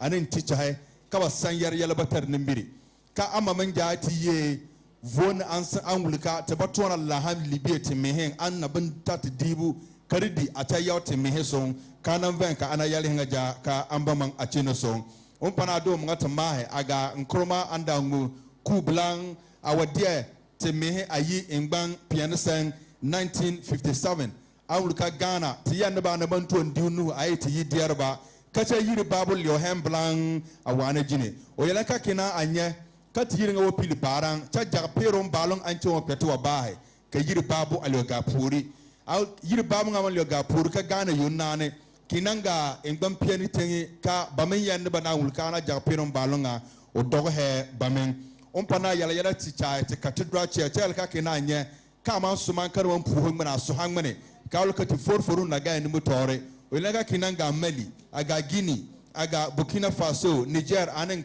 Chad ka jaye tehina wulka bro ya tari bi ana yenga ka jati ye blane ba ngonso ya tarhe ambama agaren mutore chonya la kaka Libyen na die ka ye Libyen anwulka awo 7 billion bana mantu nga die ka na Libyen na ba mantu yutona akutija ka chen jama jama yalanka baman kabana wati hilibiri halaka 1 million la million bunyene ka baman die E-Levy onka ayi ka baman jere lempo se ki hilibiri atata million pista 30 million sene kabana bantu ana libringa ayi ana libringa enga kabla nane kinamba 20 libir ata million pista kabakun libiri ayi ana libringa enga on para yala kase karaja salanta ka ven ka ana lemponga yalehe ko e yala amulika ona gaya ni motora kabasagudi ko e bon ana bantu ven ka yiri babo ko oga ni motora timunu kwanga ku. Thank you. So this was Sisali that you did. Yeah, I did Wale. You did Wale first. I'll let you do the Sisali for me. But we're getting ready to take questions now. It is my understanding that some of our revered chiefs want to make some early comments. And so may I ask the team to bring the microphone closer to where our revered chiefs are. My understanding is that some of them will want to make some early comments. So please get close to them, and when they signal you, you let me know, and then we come to them. I just want to highlight some very important statistics that Minister of Finance put out. So Sankara and Muniru, you help me to amplify these statistics. Minister has just explained that the data shows that there are 340,000 young people in the Upper West region between the ages of 15 upwards. 15 and 35. 340,000, many of whom are unemployed. And that revenue measures like the ones we are discussing will help him provide a stimulus so that they can also get onto the economic path. Do we want to oppose a measure that helps to provide jobs for 340,000 young people in the Upper West region, the U-Start program? Is that what we want to do? And that is something that he's tickling our conscience with, and we should be discussing as we go along. The second thing Minister has drawn our attention to is that there are only 2.4 million Ghanaians out of 15 million taxable Ghanaians. Think about it. Only 2.4 million out of 15 million taxable who are paying direct taxes. Can those 2.4 continue to carry the whole population? That is also not possible, and that's why it's important to broaden the tax base. It's time for questions. Do I have any indication where we are starting from? Yes. Do I have any indication? So while we wait to get the indication, Muniru, please just do the quick translation into the Sisali for me while we wait to get the indication. Mr. Obiente, please draw closer.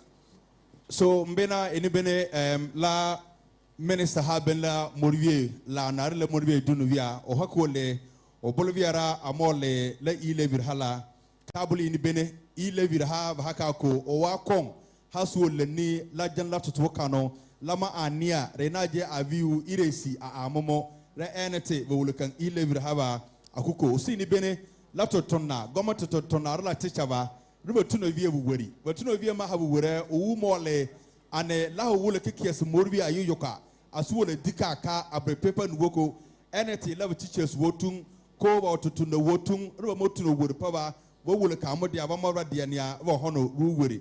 Or see any bene E-Levy ha, over Nakane, a nearety morbi and a million koala, vasalam lampura ha, a day, aye.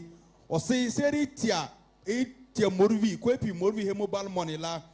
A le million kwala a momo 30 million kabase wala lese morvi ale morvi hala ra era irisete morvi na ma ama lompo lese morvi la o musopa mobili ni bene free senior high school kora arba mu school pe eni seri mu senior high school isomo pe e wukuntum ru morvi ha ofia no so paper dangala a wala leni re free senior high school imu school pe roma sopa Vowolo yokudile ayo bukuba atunti chava are tutonna re karmovia Roma sopa osi ne bene ndiko Upper West region ne ayoka have tutuma kana ne amase ayoka tutuma kana na wori government wula a ropo tutuma sere kiesra ha wula kiesa van kiesa ha toki vowolo juta awule pane tutuma la kun have ablu youth start ona hampolirima suomi atutun to tome reba ko pela bablu youth start rini bene rumo we hata na bosuole jo atun totona ko emanu suomo wolo jumori be hata apela osini bene Ghana wufiala ani ne fi ari Vanong, Renu Jo, Rini Pila Wufia, Hedangala, Van from Bagabatun Lampo, Amar near Bolia, Areva Nasvana near Hatun Lampo, Tax Rako Lampura, the Essia Awopong, Eneti Vaja Suru Omi, Nanarnya Hai Ganala, Imawolo Tutun Kong, Rena Jato to Tomako, Ena Japimura Panar, Rimawolotun Lampo, Ve or Habolanka Hedangalane. Thank you very much. So please just raise your hand wherever you are, and if you are interested in asking a question or making a contribution, we'll send the microphone to you. Muniru, you stay with me. You do the interpretations for me. Quick, I see a hand up here. We'll take a first batch. There's one here. There's another gentleman at the back there. Are there others in the auditorium? And then there are some more. So 1, 2, 3, 4, 5. Seniors at the table, I'll come back to you later. I want to hear from the general public first. Yes, sir. Thank you very much. I think we have heard enough about the E-Levy this afternoon, and we couldn't have heard more. Listening from the speakers, particularly the Minister for Information, said there were some perceptions about the E-Levy, one of which was double taxation. I think that is a very genuine concern people have risen, and we need to know how do we explain the issue of double taxation to somebody who needs to know. Secondly, the Minister for Finance and Economic Planning also was emphatic on the need for all of us to speak with one language. But I think that's what the minority group in Parliament are emphasizing. They said they have not been called to a dialogue properly on the issue. And I want to take this opportunity to suggest that when you get back to Accra, kindly bring the minority group in Parliament to a dialogue so that we all be on the same page. Thank you very much. Thank you very, very much. There was another hand at the back. There's a gentleman there. Yes. There's a gentleman there with his hand at the back. Kweku, come round this way, and then let's take the microphone there. And then I had 3 here. Can I see the 3 again? 1, 2, 3. Okay, there's a 4th one. So I'll come and take these 4 before we take responses. Yes, sir. And please just mention your name and introduce yourself to us. Yes, sir. Thank you very much. My name is Paul Sanyu. Oh, please speak up so that we can hear you better. Thank you very much. My name is Paul Sanyu from UBIX. My first issue has to do with a recommendation that we have heard of the E-Levy very well education, and we are very okay with it. But for a start, can we look at a rate between 0.5 and 1%? Because when we look at countries that have introduced E-Levy so far, such as countries like Kenya, Tanzania, and the rest, for the start, some of them look at it between 1% and 2%. And those who have it from, that is above 1%, they rather apply it on service fees, but not on the transaction value. Okay, so in our case, if we are looking at it on the transaction value, can the threshold should come down? Yes, so the threshold should come down. That's the first one. The second issue has to do with the issue of the employment.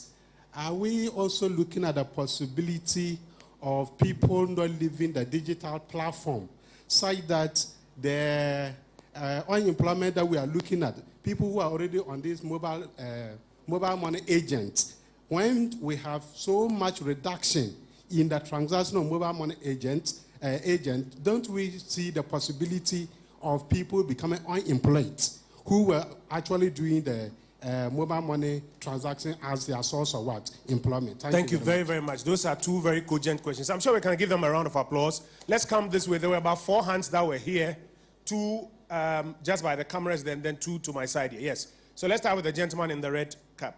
What's your name, sir? My name is Alhassan Bashir. Alhassan, let's hear you. A representative from Dr. Hilalman Technical University. I want to know the sources of the revenue mobilization in Ghana. And secondly, we have tax revenue and non-tax revenue. Tax revenue and non-tax revenue. Yes, because I want to know, since 93 up to now, when Interior Minister was saying that there is no lack of employment is in Ghana here, and we all know of that. And there were people employed what was the sources of that tax revenue that we were used to employ them? Thank you very much. Well, thank you. The Interior Minister will respond to that one. How have we paid for the people we have employed so far? That essentially is your question. And if I get you, well, what you are saying is that we should use the same way to employ some more people. Alassane, I'm trying to see if I understand your question. How have we paid for those we've employed so far? And if it's possible, we should use the same way to employ some more people. Minister, so that's Alassane's question. Yes, sir, the gentleman in yellow. Okay. Thanks for the opportunity given. I'm Sabo Prosper, representing the Nurses and Midwifery Association. My question is, it means that if I'm to send 300 Ghana cedi, that's 3 million. If I send 100 cedi today, tomorrow I send 100 cedi, then the other day I send 100 cedi, will I be free from the tax? Yes, you will be free from the tax. Thank you. And my second request is that we know the country cannot do without taxation. But if you look at how people are paid through the salary system, I suggest that the government can also generate this tax by inflicting it on those who take above 3,000 a month to break the difference between the poor and then the rich.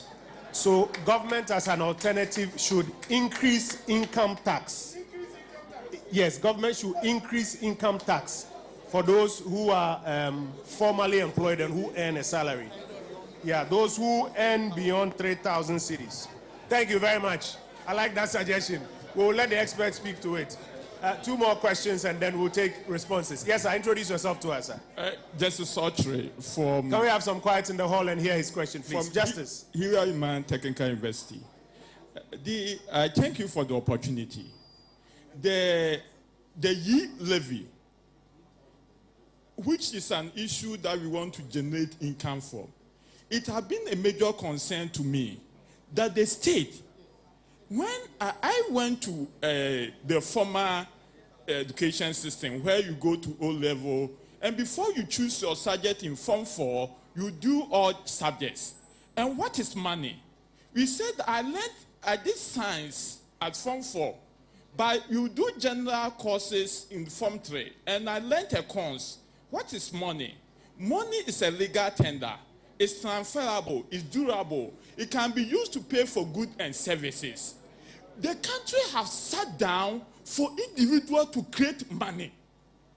This is the woes, and this is the repercussion, the problem that we are facing.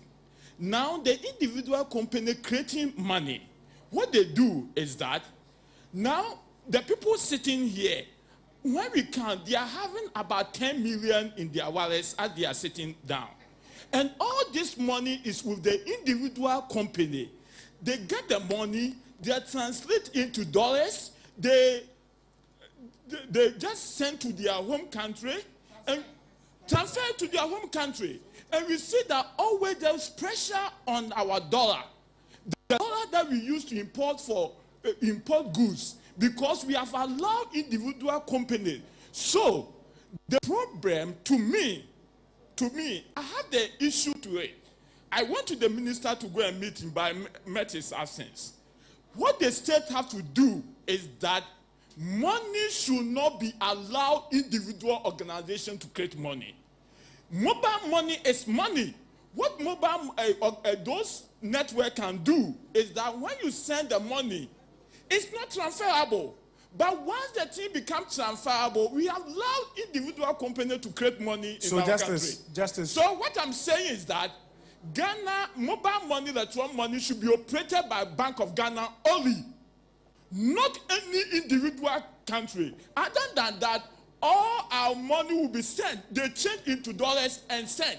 Justice, that's what is creating problem. Secondly, very quickly. My second point is that we respect that we want to create more money, and increase in income is also equally to save in expenditure. Another way that we can save expenditure in financing free HSS is that you should give each student Ghana card. And when you complete school and you get employment, you start paying. Those rich people will opt out. And when they opt out, the country is going to save which financial burden on the state. And that's the way to go. Thank you. Because it's not sustainable for the state to offer free education to all people, while the people can afford. Thank you very much. Thank you very much. That's justice. I'll take a final one here. Then we'll make some comments and then get reactions. Yes, sir. Yeah, thank you, Minister. Name, sir. I'm Joseph. Joseph, let's hear you. Yeah, Contoma. Yes, Minister, the 2020 General Auditor Report. Auditor General's Yes, Auditor General Report. Published in 2020. Yes. For the years spanning, which years are you talking about? 2019, 2020. In that report. Take your time. The one published in 2020. Yes. But spanning which period?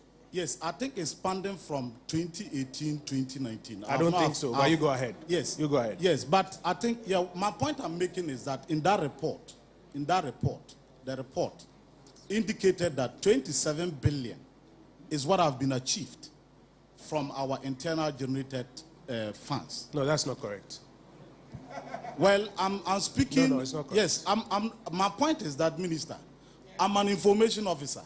These details I'm giving you, have been argued seriously on a WhatsApp platform. I did indicate it. Can we please be quiet and listen to him? He says that, according to calm down. He says that, according to what he has read, yes, 27 billion has been achieved. Yes, on that discussions that we had. Relax. Achieved as in revenue mobilized or what? When you say 27 billion has been, so that everybody understands you. Minister, as in revenue mobilized. That is billion. The discussion. Okay, we'll give the correction. Go ahead. Yes. The point I'm making is that I am trying to draw your attention on a discussion on that platform. And now I've decided to represent them and ask that question because I raise similar issues you are raising. Yeah. These legal issues about the time spent and all those things. But the argument is there. And I think you understand from which political divide this argument is coming from. And I've struggled to explain myself, and I'm trying to use this platform to get answers. To get answers because they are listening to us right now. Very well. They are arguing that this money is what the country have realized, the 57 billion. And out of this money, 3.5 is what have been reported as a stolen money. Don't we think that if we recover this money, if we put in measures to recover this money, including the one that my ministry, information ministry, 1.3 billion that you reported that have also gone missing, if we are able to recover all this money, wouldn't we be able to do away with E-Levy? Now, the other argument is that this E-Levy that we are talking about, if we agree and pass it, what are the loopholes? What is the system that we are going to put in place to check these leakages so that the money will be well expended? Thank you. Thank you very much. I quickly need to make some corrections before. Can we have some order? The purpose of a town hall meeting is to allow everybody to bring his issue to the table so that it can be addressed. So even if you don't agree with him, you take your time. I quickly need to respond to some issues before I invite the ministers to respond. There was a first suggestion that our colleagues in the minority say that they have not been called to a dialogue. That was one of the very first comments that came in. And your recommendation is that then when we go back, we should involve them in a dialogue. I want to say categorically to you that that is not true. It is not true. The government team has met not less than 5 times with the minority team in an effort to bring greater understanding and possibly even come to a certain common position on this revenue measure. I have had the privilege of being part of even one of those meetings. The finance minister has been in almost all of those meetings. Senior Derry has been in some of those meetings. They can speak to it. In fact, let me give you a clue. You will recall that the minority leader publicly announced that after engagement with the Minister for Finance and the Minister of State, he is of the view that 1% is appreciable. You recall that? And then later, the political party, the NDC, issued a statement that no, that's his personal opinion, and that the party does not agree with it. Inherent in that is an example of engagement to the extent that he understood that at least even 1% was good. So if anybody tells you that we have not had dialogue, it is totally untrue. Dialogue has gone so far that today we are here in WA listening to all ideas and suggestions, including the suggestions that we should tax beneficiaries of free SHS so that they will pay for the sustainability of the program. That is how deep this minister has gone with the subject of dialogue across the country. So I want to quickly disabuse your minds of that. It is not true. We'll continue engaging and dialoguing. And our expectation is that in the end, everybody will recognize that it is the interest of the Republic that should be supreme, not our partisan interest. The second matter I want to speak to is a claim that when you allow telecom companies to have an electronic wallet in which you can have a representation of your money, and they take money from you and have an electronic wallet. The gentleman who asked the question, if he is please listening to us, when you put your money on a Momo account, they transfer the money abroad, and that puts pressure on our currency. That is also not true. When you put your money on the wallet, that money stays here in Ghana. What they transfer abroad is their end-of-year profit after tax. And we need to be clear with it so that we also don't send panic into that side of the ecosystem. So it's not true that when you put your money on a Momo account, quickly the money is transferred abroad. No, that's not true. The money stays here in the bank accounts and the wallets of the telcos, which are regulated by the Bank of Ghana through their commercial bank accounts. It is only their profit after tax and when dividends are declared that they may transfer some to their parent company. But you have a point there. If they are taking your money for the service that they are rendering and may not necessarily be building roads, hospitals, other things, and we are comfortable with it, how about if the Republic wants just a little bit to be able to do your roads and provide jobs for 340,000 people in the Upper West region? So you have a point there, but the factual inaccuracy should be corrected. The last point I need to quickly correct so that somebody doesn't take it home. For example, Information Ministry, there's no 1.3 million cedis lost. That's not true.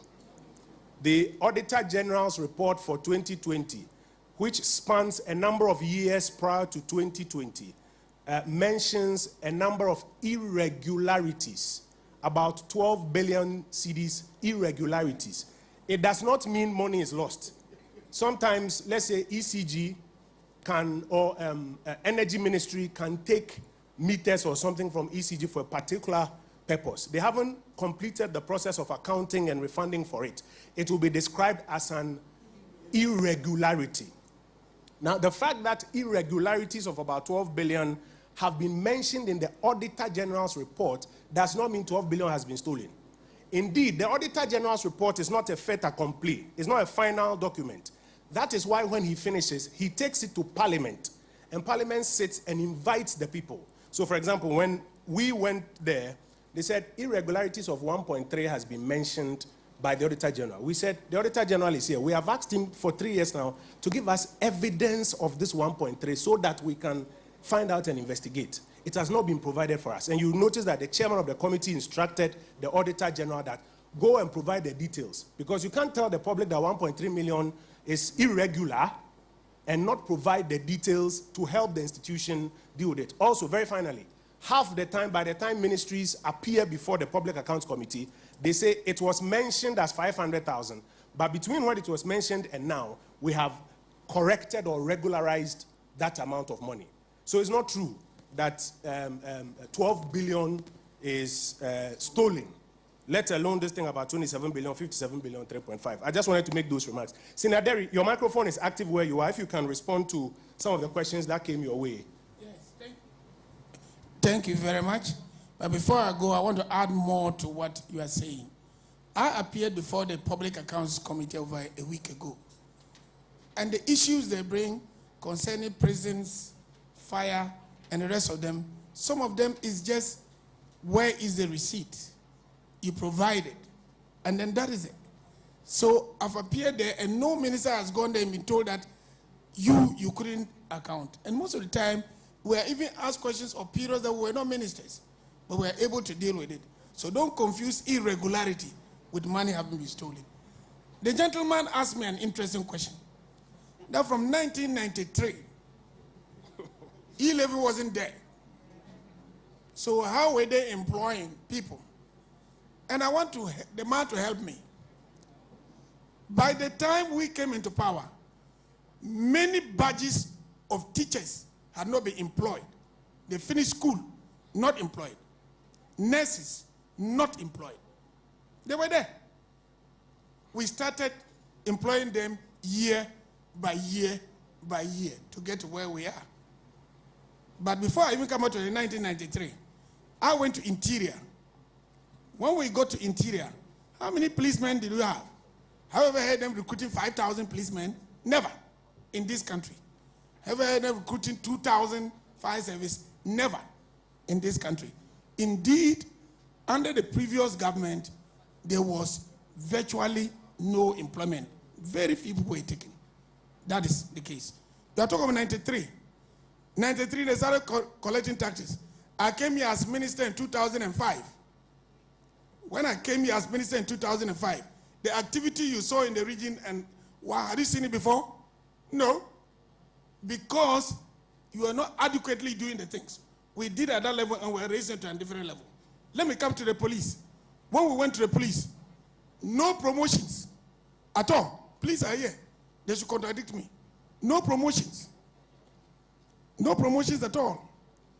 They will go, when this number of people are to be promoted, calculate, it's too much. Ask them. President said, no police or any security man promotion should be delayed. And I'm telling you that it's across board. We are promoting them like that. Your police commander came here, has been promoted twice. ACP, DCOP, right now. So there's a difference in the system that we are running now. When I became Minister for Interior, let me tell you what the conditions were.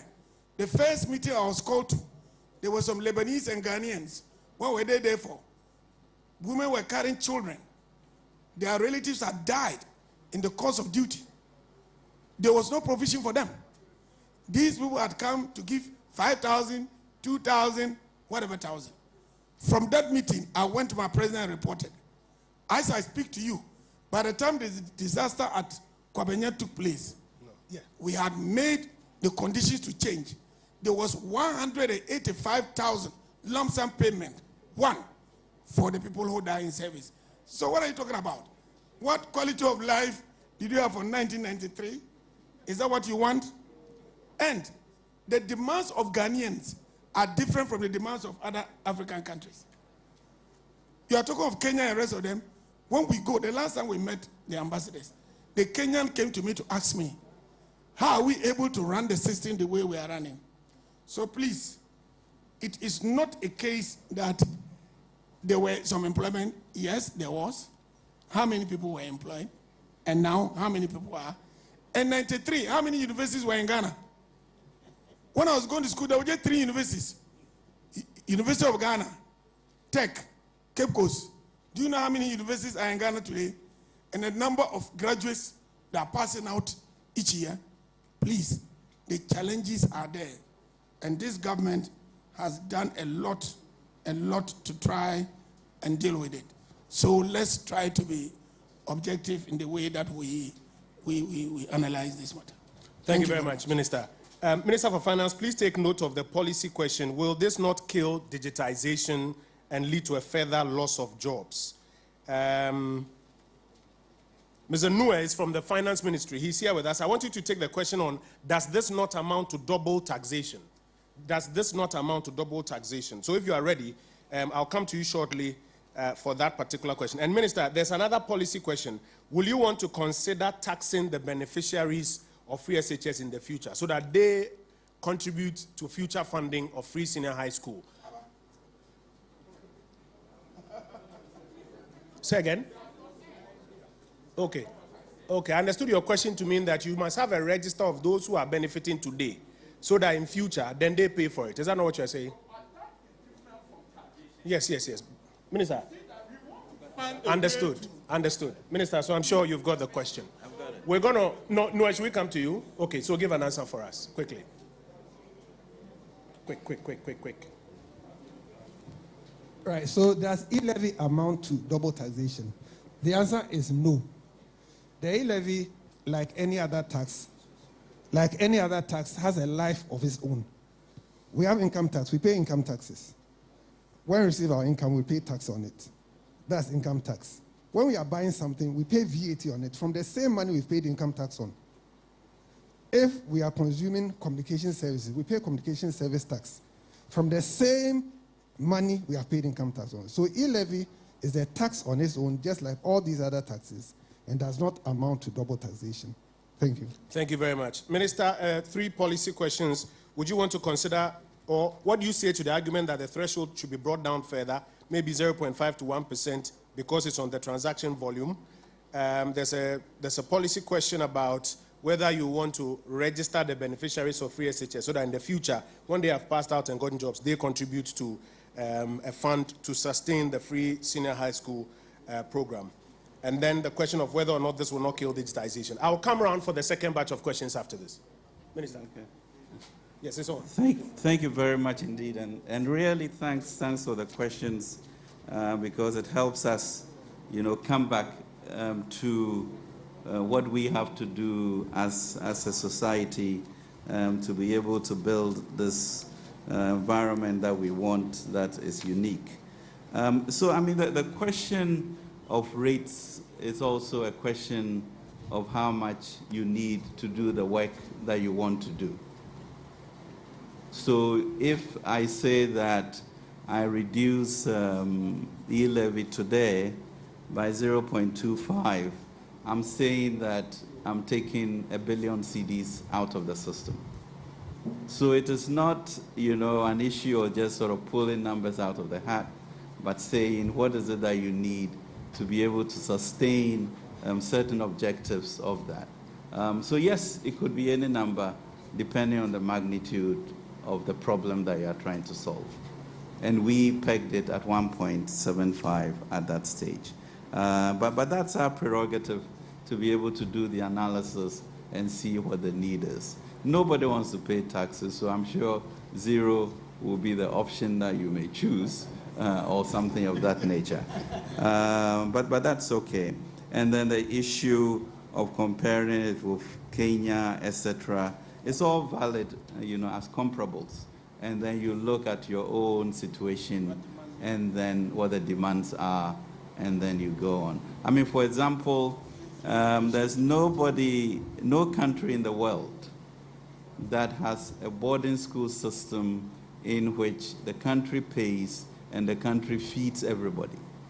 In the world, though. But I'm sure you wouldn't want us to take that away. So what does that mean?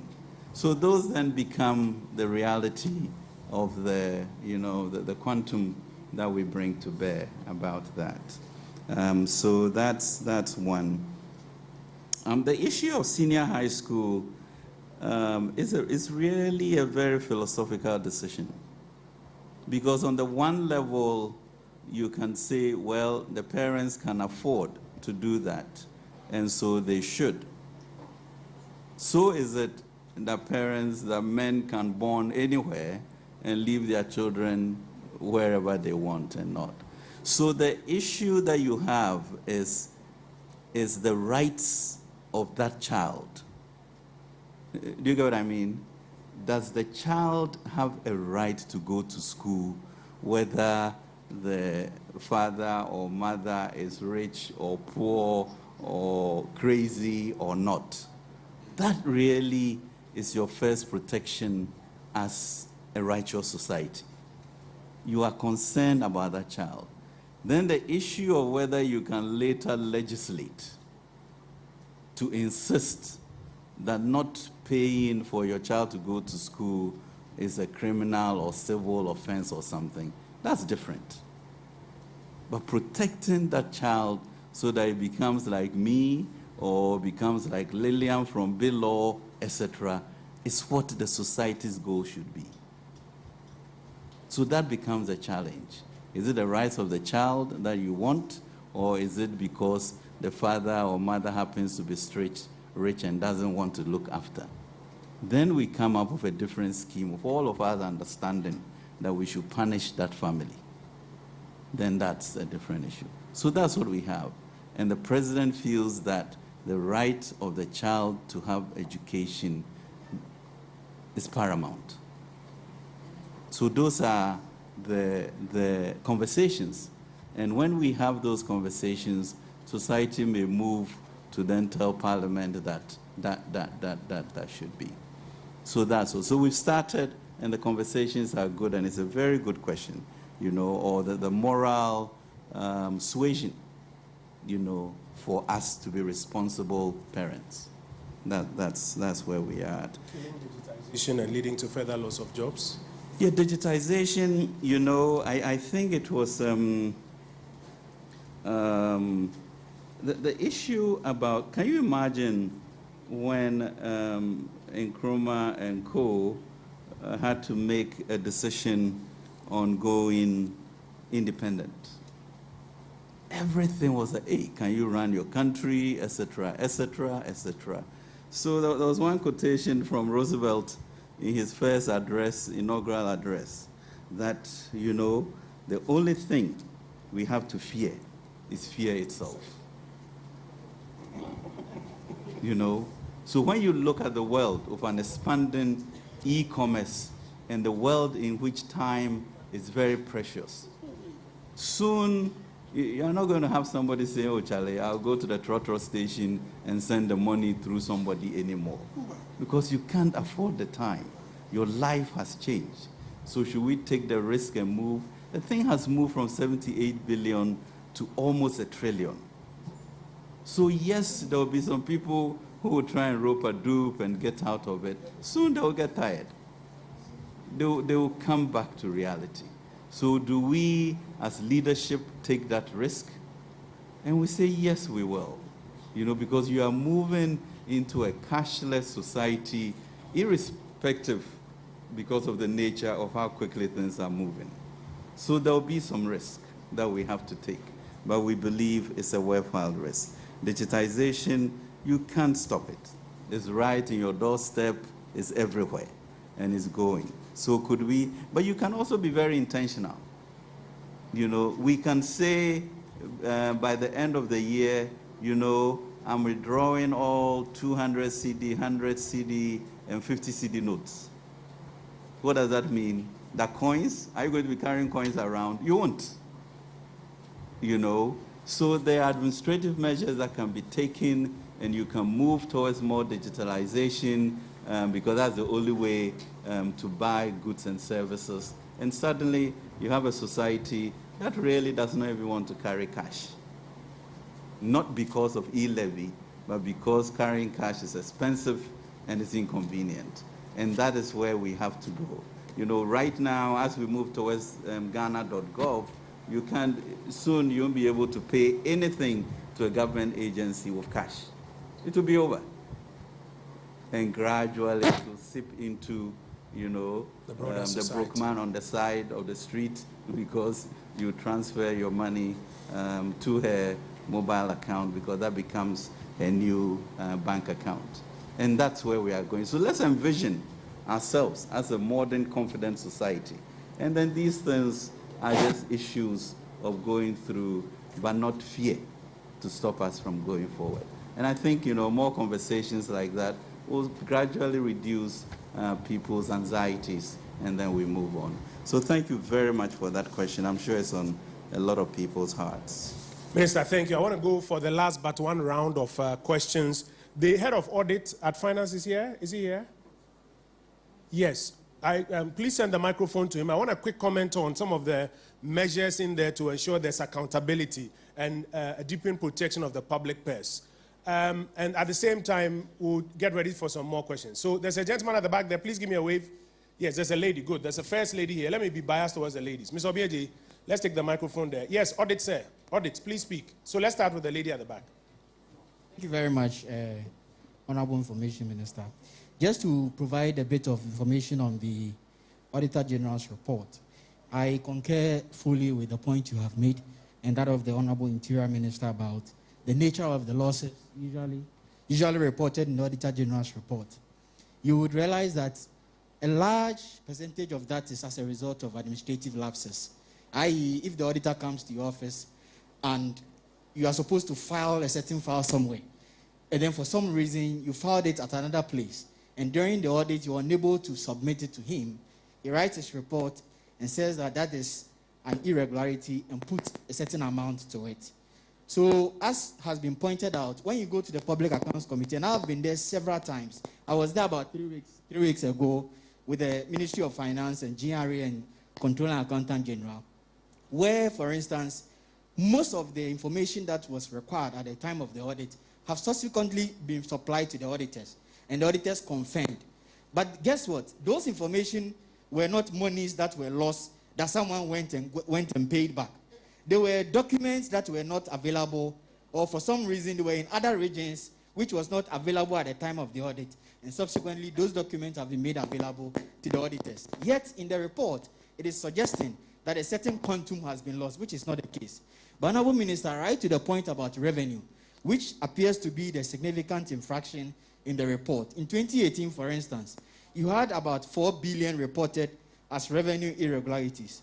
In fact, in the same PAC meeting which we attended 3 weeks ago, GRA demonstrated recovery of 86%. 86% of that amount has been recovered. And guess what, Honorable Minister? You have a chunk of that amount based on administrative irregularities, because tax are estimated. So when you go and the taxpayer is able to object to that tax based on law, it is subject to litigation, and in some cases, it is reversed. When that happens, it is not a loss of money. But Honorable Minister, just permit me to highlight a few things that the government or the Ministry of Finance has put in place to provide accountability and ensure that public funds are put to good use. Let me start by saying that the first measure is automation of procurement. Every expenditure in the public sector starts with procurement. So what the Ministry of Finance, working with the public procurement entity, has done is to automate the process of procurement. So all from in the few months to come, all public institutions have to undertake procurement using the electronic procurement platform. What has been done there? It has been linked to the GIFMIS, which is the Ghana Financial Management Information System, which we upload the approved budget from Parliament on. So what is going to happen now is, if you don't have money allotted to you by the Ministry of Finance, you can't undertake any procurement. So right from the get-go, what the Ministry of Finance is trying to do is to prevent the loss of money. Secondly, what has been done is to ensure and insist that there is always value for money for all single-source procurement. You can't receive payment from the Ministry of Finance if you haven't undertaken value for money. We bring independent people to check whether the cost that you have put in your contract is actually what it's supposed to be. And if it is not, it is rejected. The next point that the Ministry of Finance is also championing is restructuring internal audit service. The internal audit service is going to be an independent institution who will check before you even use the money. They will check to ensure that you are using the money properly in accordance to law. So in summary, in finalizing this, Honorable Minister, what the Ministry of Finance is doing is to make it difficult to make the wrong use of money. And also, if you, for some reason, end up using the money wrongly, it will be shameful and expensive to account for it. Thank you very much. Thank you. So you can be assured that money that goes into this port will be well protected. Additionally, in the bill that the minister has submitted to Parliament on electronic transactions levy, there are accountability mechanisms where he will account to Parliament at a certain regularity on the utilization of those funds. Madam, you are First Lady. We want to hear you.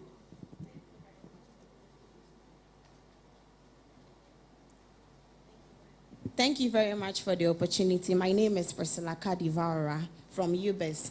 And I believe that the very essence of this town hall meeting is to dialogue, take the opinions of the Ghanaian people. Absolutely. So let's go. Yes. So I want to ask the Honorable Minister of Finance, after listening to all that has been said here and all over Ghana, would the Finance Minister and his team pause to take a U-turn on this E-Levy? That is my first question. Where U-turn means what? Drop it. A U-turn. Or because already you notice that following the interactions, the minister has gone to deal with the telecom companies to have them reduce their charges once the levy comes into being. Additionally, the minister going around all of this, if you've heard, going back to Parliament, the threshold of 1.75, he's put a proposal on the table there. Okay. So a lot of the things that have been mentioned have been factored in. Is there a specific that you want to ask about? Because when you say U-turn, it's a bit broad. Well, a U-turn as in after listening to everything and then the majority is not in for the E-Levy, would they be willing to drop it? Yes, I'm just asking. Yeah, that is assuming a poll says the majority are not in favor. Yes. Very well. Yes. I hear your question. Let's go. And then I also like to make a few recommendations if the permission is given. Please go ahead. First of all, I would like to make a recommendation that government should make it as a matter of urgency to pass the tax exemption bill, because I know that as of now it has not been passed. So I think that if government is able to pass that tax exemption bill, it will narrow the gap in the tax system. Absolutely. Yes, and then also I think that government should pursue a pragmatic property rate tax regime to be able to help augment all these issues. That's in the 2022 budget? Yes, please. Yes, it's there already. Yes, and then I think that government should also take the necessary steps to rope in the informal sector, because we all know that the informal sector contributes a little to that of the... Through modified means, please. Yes. No, don't worry. You know, there are people in the hall who are saying that, yeah, what you are saying is true. That's the same as E-Levy. But don't worry, you express your opinion. And then also, I want to direct this question to the Minister of Interior. Yes, he made a comment that the rich are the worst offenders. And I just want to ask the Interior Minister, what measures is Ghana or the government putting in place to ensure that the large tax defrauders are brought to book? Thank you very much. So, Interior Minister, tax evasion, what measures are being put in place to ensure that tax evasion is kept? That's actually a finance minister question, but of course... I think you want to hear my voice. Yeah. And then because finance minister doesn't have police, you have to work with Interior Minister. Madam, we're happy. Are there any other ladies who want to be biased towards the ladies? Gentlemen, I'll come to you. Are there any other ladies? Any other ladies who want to speak up? Yes, Madam. Hajia, do you want to speak? In any language? Say it in Wale. You translate for me, right?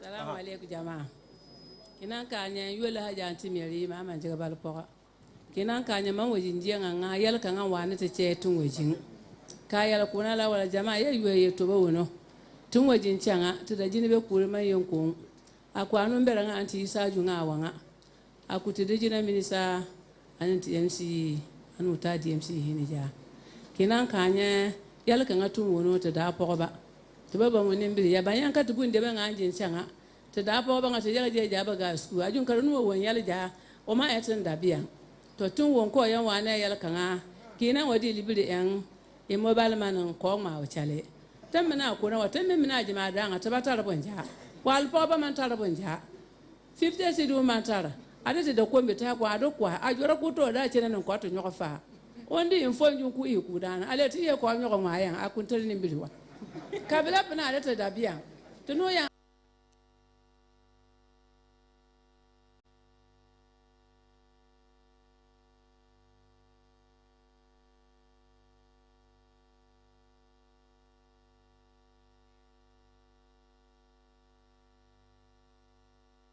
I didn't inform you what you were doing. I got quoted 150 pesos. I didn't believe. And I'm being Cadabian Quatua, Tabayan. Daja Tafatan, da poor Jadi woman in the Kay Kaluwa. Anna knows Mackay, Kutu, Anna Manko was Mackay Santa. Yabaraka. Thank you. Thank you. Comrade, please translate for us. That's right. So, Mr. Minister, we are just bucket women and we are here to listen to you. We want better explanation of the E-Levy. Assuming that you, at the end of the day, your total sales is 50 Ghana cedis. 50. Yes, 50. Then you've transacted with somebody, you went in for tomatoes. You want to give that money back on mobile money and you have to be taxed. Or and again, at the end of the day, your total sales is 2 Ghana cedis. You save it on your mobile money wallet. You go to withdraw it and they have to give you 1 Ghana cedi, 50 pesos. So we are here to get better understanding of the E-Levy. No, thank you. It's a very important question. Let's give a big round of applause. Because this is a kind of misinformation that is going on out there. And Minister and Noah will have an opportunity to respond. I want to take 2 more. Is there any other lady, before I come to the gentleman here? Any other lady? Yeah. Any other lady? Before I go to the gentleman. This one is affirmative action, so. Okay. Let's hear the gentleman. Let's hear the gentleman. Okay. Yes, sir. Minister, thank you very much for giving me the opportunity. My name is Amo Abasan, the presiding member for Lambusia District. I want to find out this levy that you people are bringing to put on Ghanaians. Is there any... This levy that you people are bringing to put on Ghanaians. I am saying this because it is an MPP policy and Ghanaians will all benefit. So no, sorry. brother, I think we can refine the language. This proposed revenue measure. Okay, thank you for correcting me. Take your time. Thank you for correcting me. Take your time. I'm coming. Take your time. This proposed revenue measure that we are all talking about bringing in place so that we all benefit from. You have some questions about it.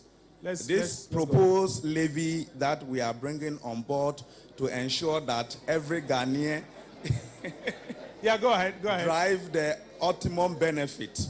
I want to know whether there is a time period for this levy to be collected and stopped, or it has come to live with us like coronavirus. Thank you.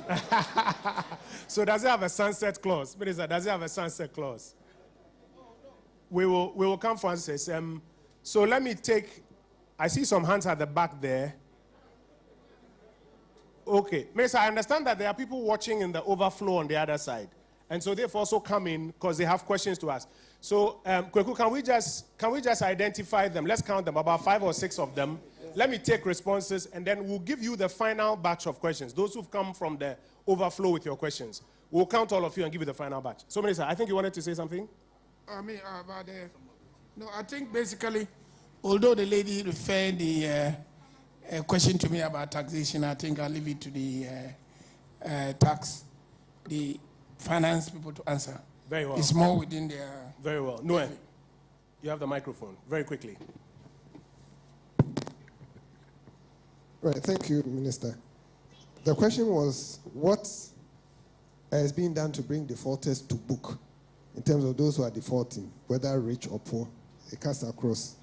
Now, there's what we call high net worth taxation, where a unit has been set up in the GRA to look at all those who have incomes above a certain level, which is quite high, and are not paying taxes, to ensure that these people pay taxes. The other thing that's being done is the GRA has also set up a prosecutions unit to take to court those who have been evading taxes. Previously, OMOF could just collect the tax owed and a penalty from you. Now, the idea is to prosecute them. A tax court has also been set up by the judiciary for that purpose, where cases involving tax will be tried very quickly so that justice can be served. So these are just a few of the things. There's another one, and this one is for the very rich people who are keeping their money out of the country. There's a system we call automatic exchange of information, where all that information will be given to us in Ghana, and we'll also tax those amounts. So those are some of the things we are doing in terms of that. My auntie, the market woman, asked 2 specific questions.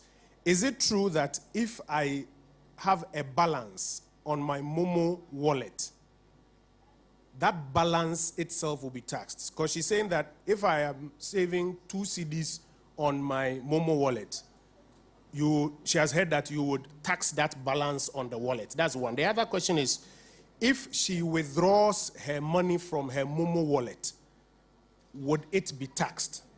Those are 2 specific questions. If she does a withdrawal, not a transfer, will it be taxed? And then finally, 50 cedis, if she transfers 50 cedis. There were 3 questions I got from. So first one, deductions on the balance on the wallet. Second one, levy on withdrawals. And third one, does it affect 50 cedis transfer? Okay. Comrade, please get ready to translate. So let's start with the balance on your wallet. If you have money in your wallet, it's not taxable. I'll also add that if you have money in your wallet and you have another wallet and you transfer money to that wallet, it is not taxable. Because it's just like taking it from your left pocket and putting it in your right pocket. It's still your money. So there's no levy on that one. The next one, if you withdraw money, it is not taxable. The tax is on a transfer. It's only when you make a transfer to another person, that there's a tax on it. Then the last one is, 50 cedis. if I transfer 50 cedis, no, there's no levy on 50 cedis. If you transfer 50 cedis, there's no levy. If you transfer more than 100 cedis a day, then you pay levy on the amount that is above 100 cedis.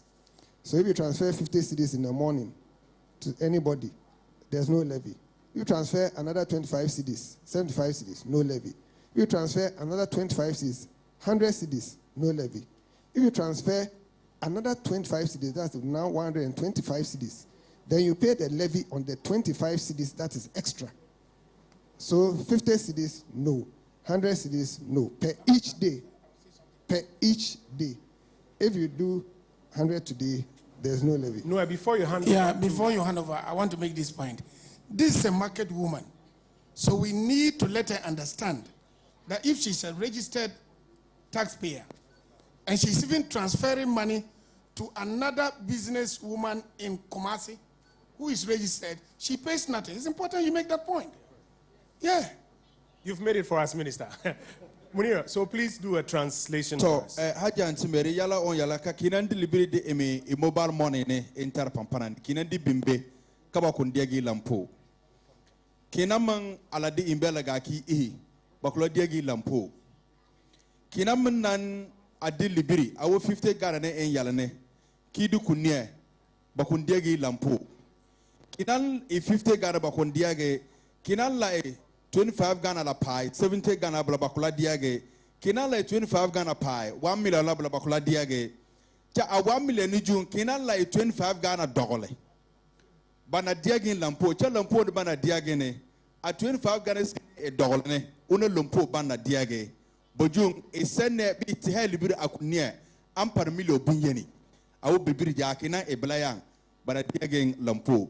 Cha emen namba ne entarne. Tibone bunga tumeka merchant line.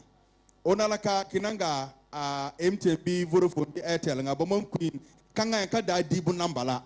Kinan taro eniniana andre da kuma hino kuna mantar ana line to. Kinan di libiri kede imadana bakundiage bunja. Blaja pana alibiri ansang. Taba kundiage lampo. Bla wulenka I 50 Ghana ne entarne kinan na du kunya bakundiage ana lumpo nga yan yala ban yalanga. Ona bakundiagi se ki ti libiri apar million bunyeni bebi bilija awajine kinanti libiri apar million bunyeni bona andogla million junni ona la bana dia lampo bla ban yale. No, we don't finish.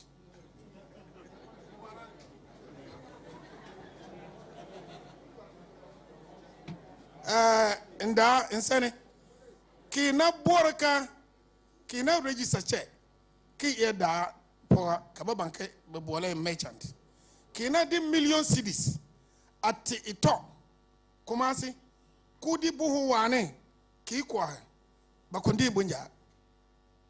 It's important you make the point. Kina yiche atiko ida port to soba kuna di buhu wakuye free la. You should let them understand.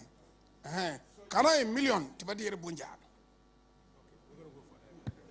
We're going to go for the final batch of questions. We've ceded that to our friends who joined us from the overflow. Minister, as I mentioned, not everybody could get a seat here, so there are those who are watching on television in the overflow, and they have questions, about 5 of them. So let's hear you. Introduce yourself. Let's please be quick. We have only 30 minutes to wrap up. Thank you for the opportunity. My name is Hafiz Timbile. I work with WFM. And I appreciate that you are here to actually tell us why we need to pay E-Levy and other taxes. And I was expecting that the frequently asked questions you gave us would have been addressed here. But that has not been done. That is why some of these questions are coming. And I just want to flow from what I have read here, which has to do with transfer within individual accounts. I own 2 accounts. I transfer within them, taking my money from one pocket to the other. He just answered that one here. Yes. The other leg is that, having read this one, I've seen the examples given concerning only mobile platforms. I have a bank account. I transfer from my bank account to my mobile wallet.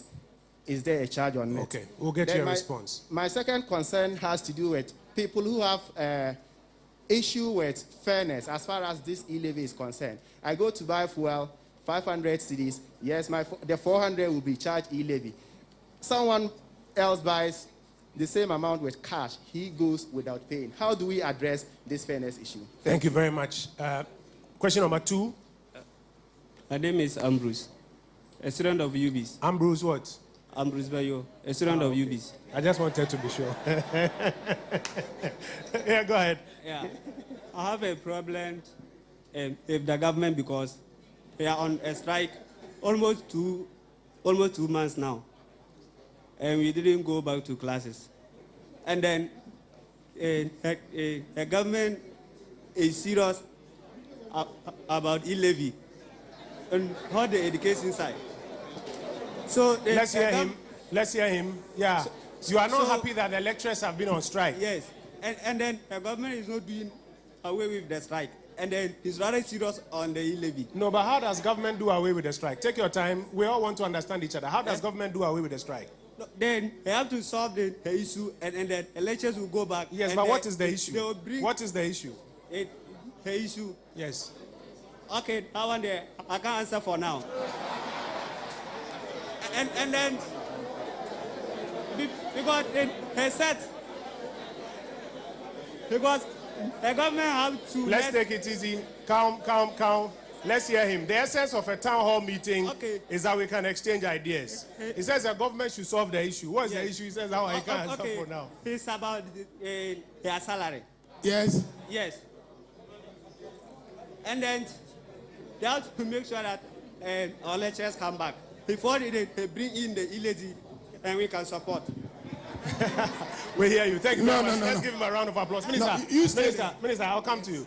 Let's give him a round of applause. Let's go to the next set of questions. We hear you. We hear you loud and clear. Let's go to the next person so that everybody can speak. We hear you. Yes, sir. All right. My name is Anthony Pori. I'm the MD of Agri-Access. Thank you very much for the opportunity to ask this question. My concern is the rate, which is I've seen that you've reduced it to 1.5. But I was looking at, considering the situation we are all in, that is the COVID, and you rightly now we have indicated some silence, please. Yes, in go your ahead, presentation that the economy is now recovering. It means that businesses are gradually recovering. Picking up, yes. That means, could it be possible for us to do the rate at a gradual rate? Maybe first year we do 0.5%, second year we do 0.5%. Gradually, we'll definitely get to the 1.5 or 1.75 that we are looking at. I hear you. That question has been asked already. The Interior Minister mentioned something. Come on, Korba, come go. That means that delayed in cooking doesn't mean you sleep with hunger. We'll only delay the amount we can mobilize for the first year, and gradually we'll get the total amount. Thank you. That question was asked earlier by somebody who said between, I think, 0.5, and I think it was answered. So that's been asked and answered. Question number 4. And then we'll go to number 5. Thank you for giving me this opportunity to talk about farmers. I think all of us sitting down here, we are all hungry. But you are talking E-Levy. You didn't invite the farmers to come and participate on the decision making. So I was one of the group of farmers who say, I will share idea with the E-Levy. Last year, I will negotiate with tractor owners. They will go and plow with some people at the villages. We get fertilizer at the last 2 years to plant this thing, corn and other things. But last year, it was difficult to me. I have to run out of where I was doing this program. So I wanted to ask, how am I going to explain to these farmers to understand that if this E-Levy pass, they will get fertilizer this year? Thank you very much. And it's a very important question. What is in it for farmers? What is in it for farmers? Yes, sir. Very final question. Yes, my name is Jinson Rashid. I am with the Ghana National Association of Garages. We are made up of spare parts dealers and the artisans at Nabo Magazine. So I understand the minister in his submission, and he said about 18 million of us are supposed to pay tax. And then very few are those that are paying. 2.4 million. That is 2.5. So 2.4. Yeah. If it is 2.4, isn't it time that we widen our tax nets so that it will cover the 18% or the 18 million population, so that we will now withdraw the E-Levy and let it go. But the E-Levy is a way of widening the tax Yeah, rates. yeah, but it's also a way. Nevertheless, the minister stated again, I'm very happy that a Minister of Interior is here. You know, if they give us the chance that people will not be able to put their money on mobile money wallet. You know, these people that are sitting and they are listening to us, many of them at the end of the day, because of this 1.5 that will go and add to the outstanding 1% to make it 2.5, they will not put their monies into their mobile money wallet. They will be forced to always pick it and carry it in a form of liquidity preference to travel. At the end of the day, security will be in tatters. People will be attacking us here and there to be picking our monies. Thirdly, during COVID, we spend much time, much resources on sensitization that people should use this E-Levy so that, you know, we will not have the high risk of affecting COVID. So people have switched into it now. Now, if you are given the chance that people, or we increase this E-Levy to be 1.5 to the outstanding 1.5 to be 2.5. So at the end of the day, you see people started using money in cash rather than electronic. Okay, that so goes back to the second issue. Thank you. Ladies and gentlemen, let's give ourselves a big round of applause for the kind of questions and issues that have been raised. I'll come to the high table to get responses. My favorite question is just find money for the lecturers before you come and talk about E-Levy. Thank you very much. I hope the gentleman who has a question is around. The lecturers came to negotiate, and government met them through the Ministers of Employment and Education. They couldn't get to a negotiated settlement, and they went to Labor Commission, which is the constitutional institution to deal with these matters. They went there and they were still in negotiation. It ended in the court, and the court gave a ruling that they should go back. And the lecturers refused. Now we are dealing with the rule of law situation. What has the government done wrong? We've engaged them. They've gone to the institution that is supposed to deal with the matter. It has gone to a court of competent jurisdiction. And the lecturers taught all of us to be law-abiding, and therefore we should respect judgments of courts. They've come out with a judgment and they've refused it. Government has not abandoned its commitment to negotiate. But the students should also know that there are rules. And so it's not a matter of government refusing. But that is what the finance minister did make clear. That, yes, we'll all be happy if workers are paid more than they are paid now. But you cannot pay out of nothing.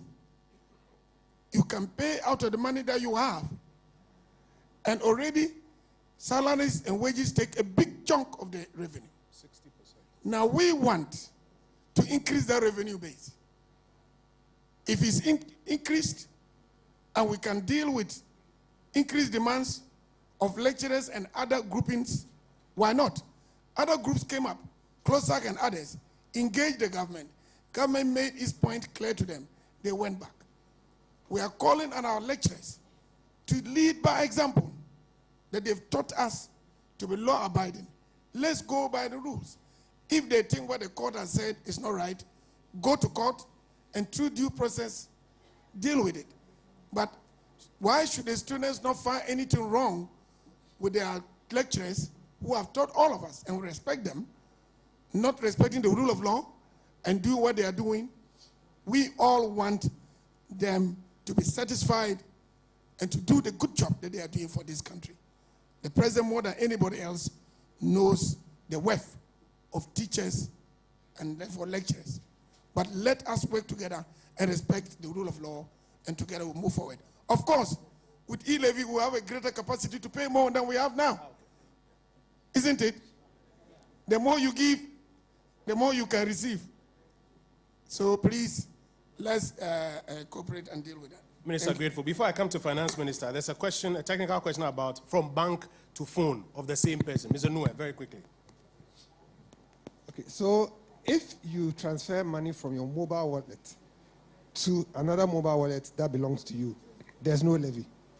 If from your mobile wallet to your bank account, there's no levy. From your bank account to your mobile wallet, no levy. From a bank account that you have to another bank account that you owe, no levy. So once the account belongs to you, is your wallet or your account, and it's going to you, there's no levy on it. Thank you very much. I want to go back to Finance Minister. 3 final policy questions. What is in it for farmers? Why don't you explore ways of broadening the tax base or widening the tax net rather? And are you not worried about a high attrition rate, people going back to the use of cash if we agree to this revenue measure? Minister, these are the 3 final policy questions that will crave your indulgence to respond for us. Then I'm told that His Royal Highness Osman Nankpa Dewie III, Paramount Chief of Polima in the Sisala West District, has a comment. So maybe we'll take that comment so that Minister can respond to all of that. Your Royal Highness.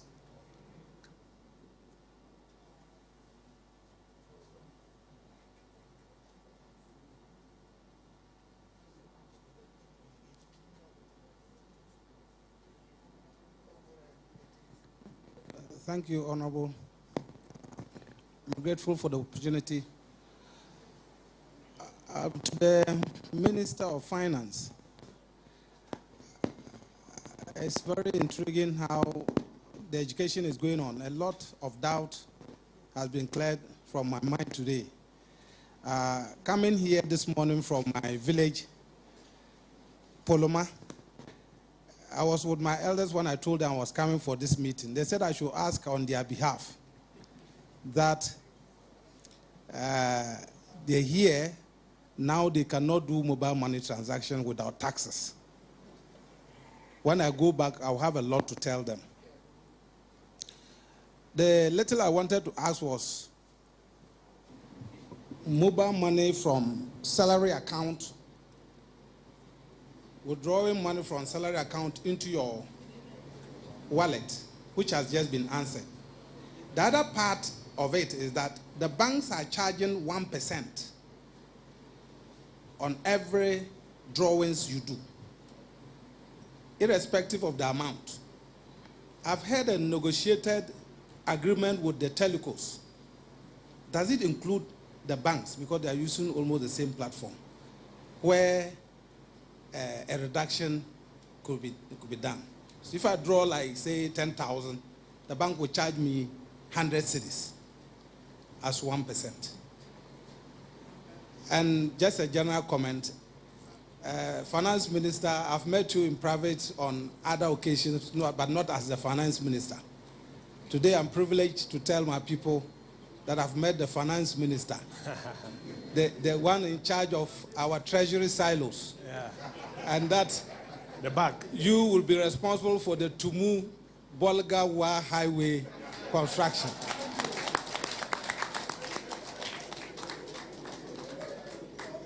Yes. So as we are very upbeat about that road construction, and I was happy to hear the Deputy Minister of Water and Sanitation say something about it. I'm just adding a voice. The Minister for Upper West Region has assured us, but I'm sure he will be begging from your treasury. So once you are here, please make that a possibility for my generation to benefit from an asphalt road.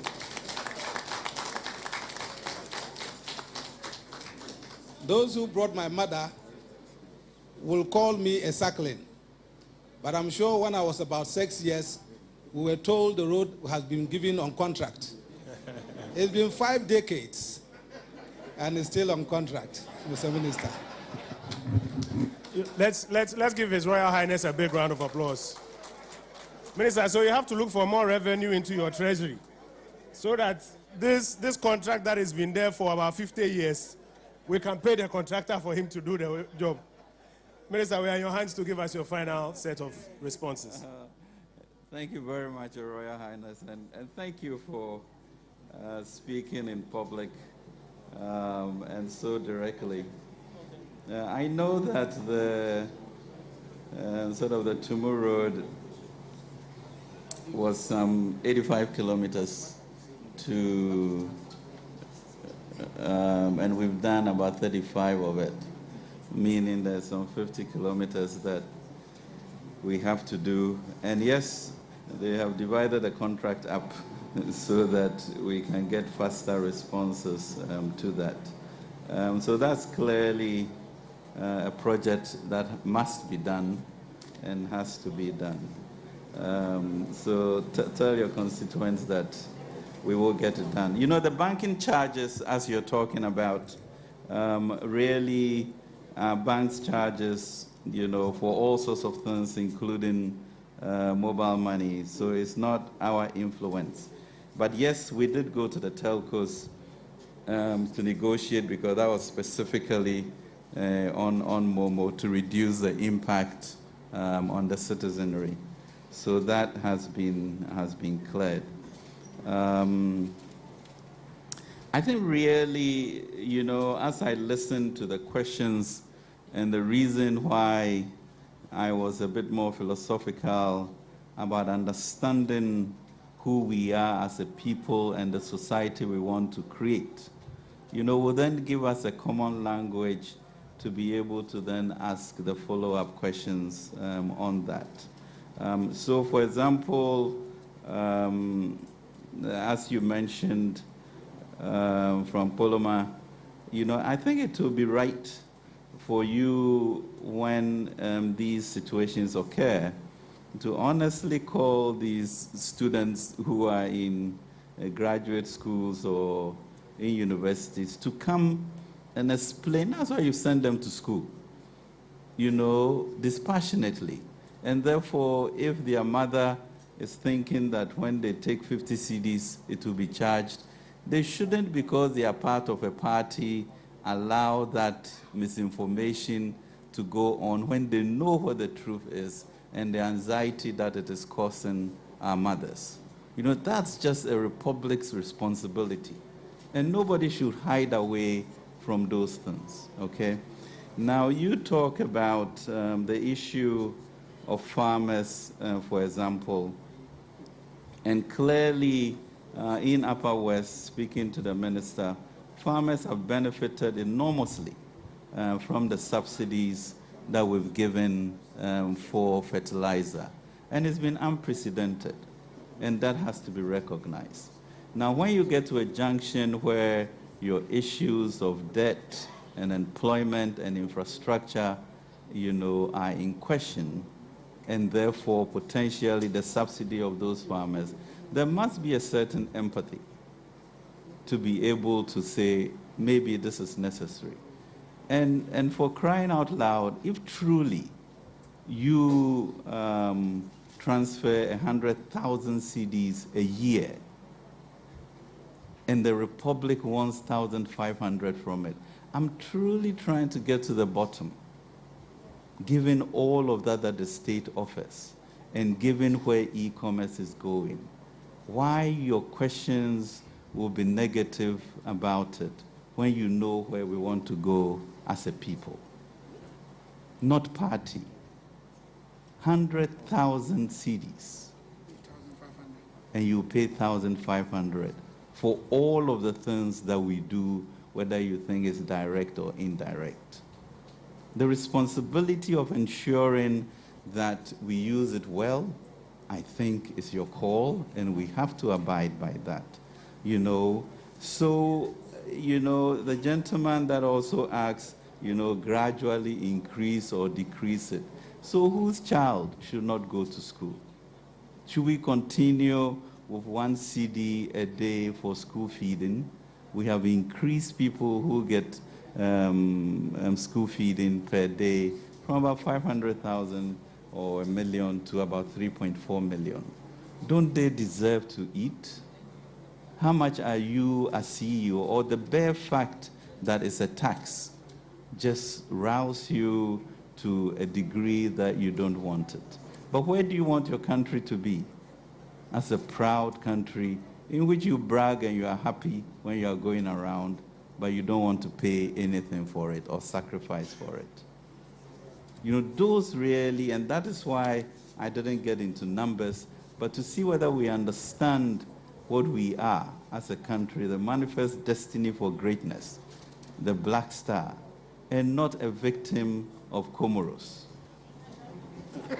You know, it sounds really funny, but that is how low you are getting into when you continue to argue on these technicalities. You know, and we just need to sit up and ask ourselves. And as students, I had a lot of questions from students. You know, I always wonder, have you tried to read and understand what it is that we are trying to do? And then if I go to the NDC manifesto, I look at page 99, and they also talk about, you know, introducing, you know, something similar, etc. So your question to them is, well, what is different? And B, given the exigencies of what we need, should we not really be hurrying up, you know, to take care of this? So those are the issues. Will there be high attrition? There will always be people who will try and evade taxes. And it's up to GRA and government to find means of ensuring that they pay. You can make cash more expensive through certain means, you know, that you have, that you really will not go into that. So yes, there will be problems, but we need to solve them. When a tax handle has increased from 78 to almost $1 trillion, and you know it's going to increase, and that will then really enable us to do our Tumu-Bolga road, we should do that, you know. But beyond that too, ladies and gentlemen, it's really the indignity of unemployment and the indecent wages that we also pay people like teachers, civil servants, etc. That has to be averted, you know. And I don't know how many people make 100,000 CDs, you know, a year, who will pay 1.5. So what is it that we are, just the idea of not paying taxes, confronted with all of these debt, employment, and infrastructure issues? Where do we want to go as a people? The issue of accountability, I think, should be brought fair and square on us as governments to make sure that it is used well. And you heard what the auditor mentioned, what Ministry of Finance is trying to do to plug these holes. You always have to start from somewhere, you know, but we can't continue with the cynicism about government, and so we won't do anything or we won't allow anything. So these are really very important conversations, and I can't tell you, you know, how much I appreciate that. But I think everybody should go back and just think through their own conscience as to what is Ghana. Who are we? I think 5 weeks ago, we did a survey to find out what the Ghana dream is. Because really, as you sit there, as a policymaker, you want to understand what people believe Ghana is. And the issues of governance came up. The issue of freedom to do the jobs that they want to do came up. You know, the issue of the lack of cohesiveness of the state came up, you know, which means, therefore, the intervention of the Youth Start program, which is a 10 billion CD program, you know, to get to the core of finding out ways to give skills, to give credit, etc., that people can work. And that, even that, there was burden sharing. Burden sharing in the means of I'll use some of the E-Levy money, burden sharing, talking to our development partners to include 2 billion as we bring 3 billion, and burden sharing from the banks to put 5 billion aside to support, you know, small businesses, etc. You know, so that's the level now that, you know, our sort of sensitivity and awareness should come. So for me, it's a crisis, you know, of confidence. It's a crisis of self-actualization, and it's a crisis of the lack of understanding of our history and who we are as a proud, confident, and hardworking people who want to build their own state. Always, we are going to be subjugated to all sorts of strings, etc. You know, whilst really at 12% or 13% of revenue to GDP, we can double that to 24%, which means that instead of 80 billion that GRA is bringing, it is 160 billion. 160 billion, we can do much more. The only reason is we are all holding little buckets, trying to dodge, trying not to confront our reality, and finding all these technical issues, and also fear about the future. You know, but we are bold, courageous, warrior, royal people. And that has to sink into our subconsciousness so that we are bold about it and we have one language. Because the consequences are there.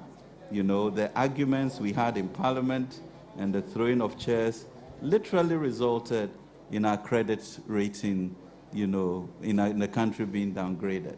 So that, for example, if I go out to try and raise $1 billion, now I pay, you know, 500 basis points more, which is $50 million more a year. A 10-year bond, that's $500 million more that I'm going to have to pay. Because we are sitting down, you know, pretending that it doesn't matter and arguing ourselves hoarse to get to that degree and make ourselves poorer. You know, so really, the students in each of our political parties should make it a responsibility to understand, you know, the tenets of any policy, but not just continue to mouth, you know, the issues that are raised and question our leaders. You know, how can you be against E-Levy when we have 400,000 people potentially without employment in our region? He, she, the MP, should tell me why. Then before we go on. So really, I can't thank you enough for this. It's been really enlightening, and I thank for the candidness and openness and government getting closer to each other to move forward.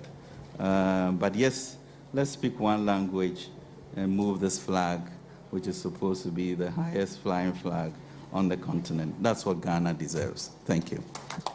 Thank you very much. We'll now invite to give us the closing prayer, Most Reverend Bernard Anchebe. Let's welcome him.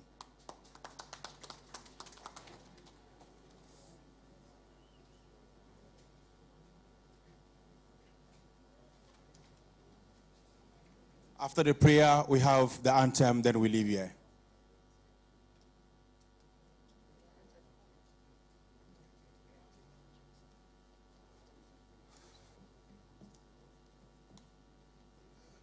Shall we pray?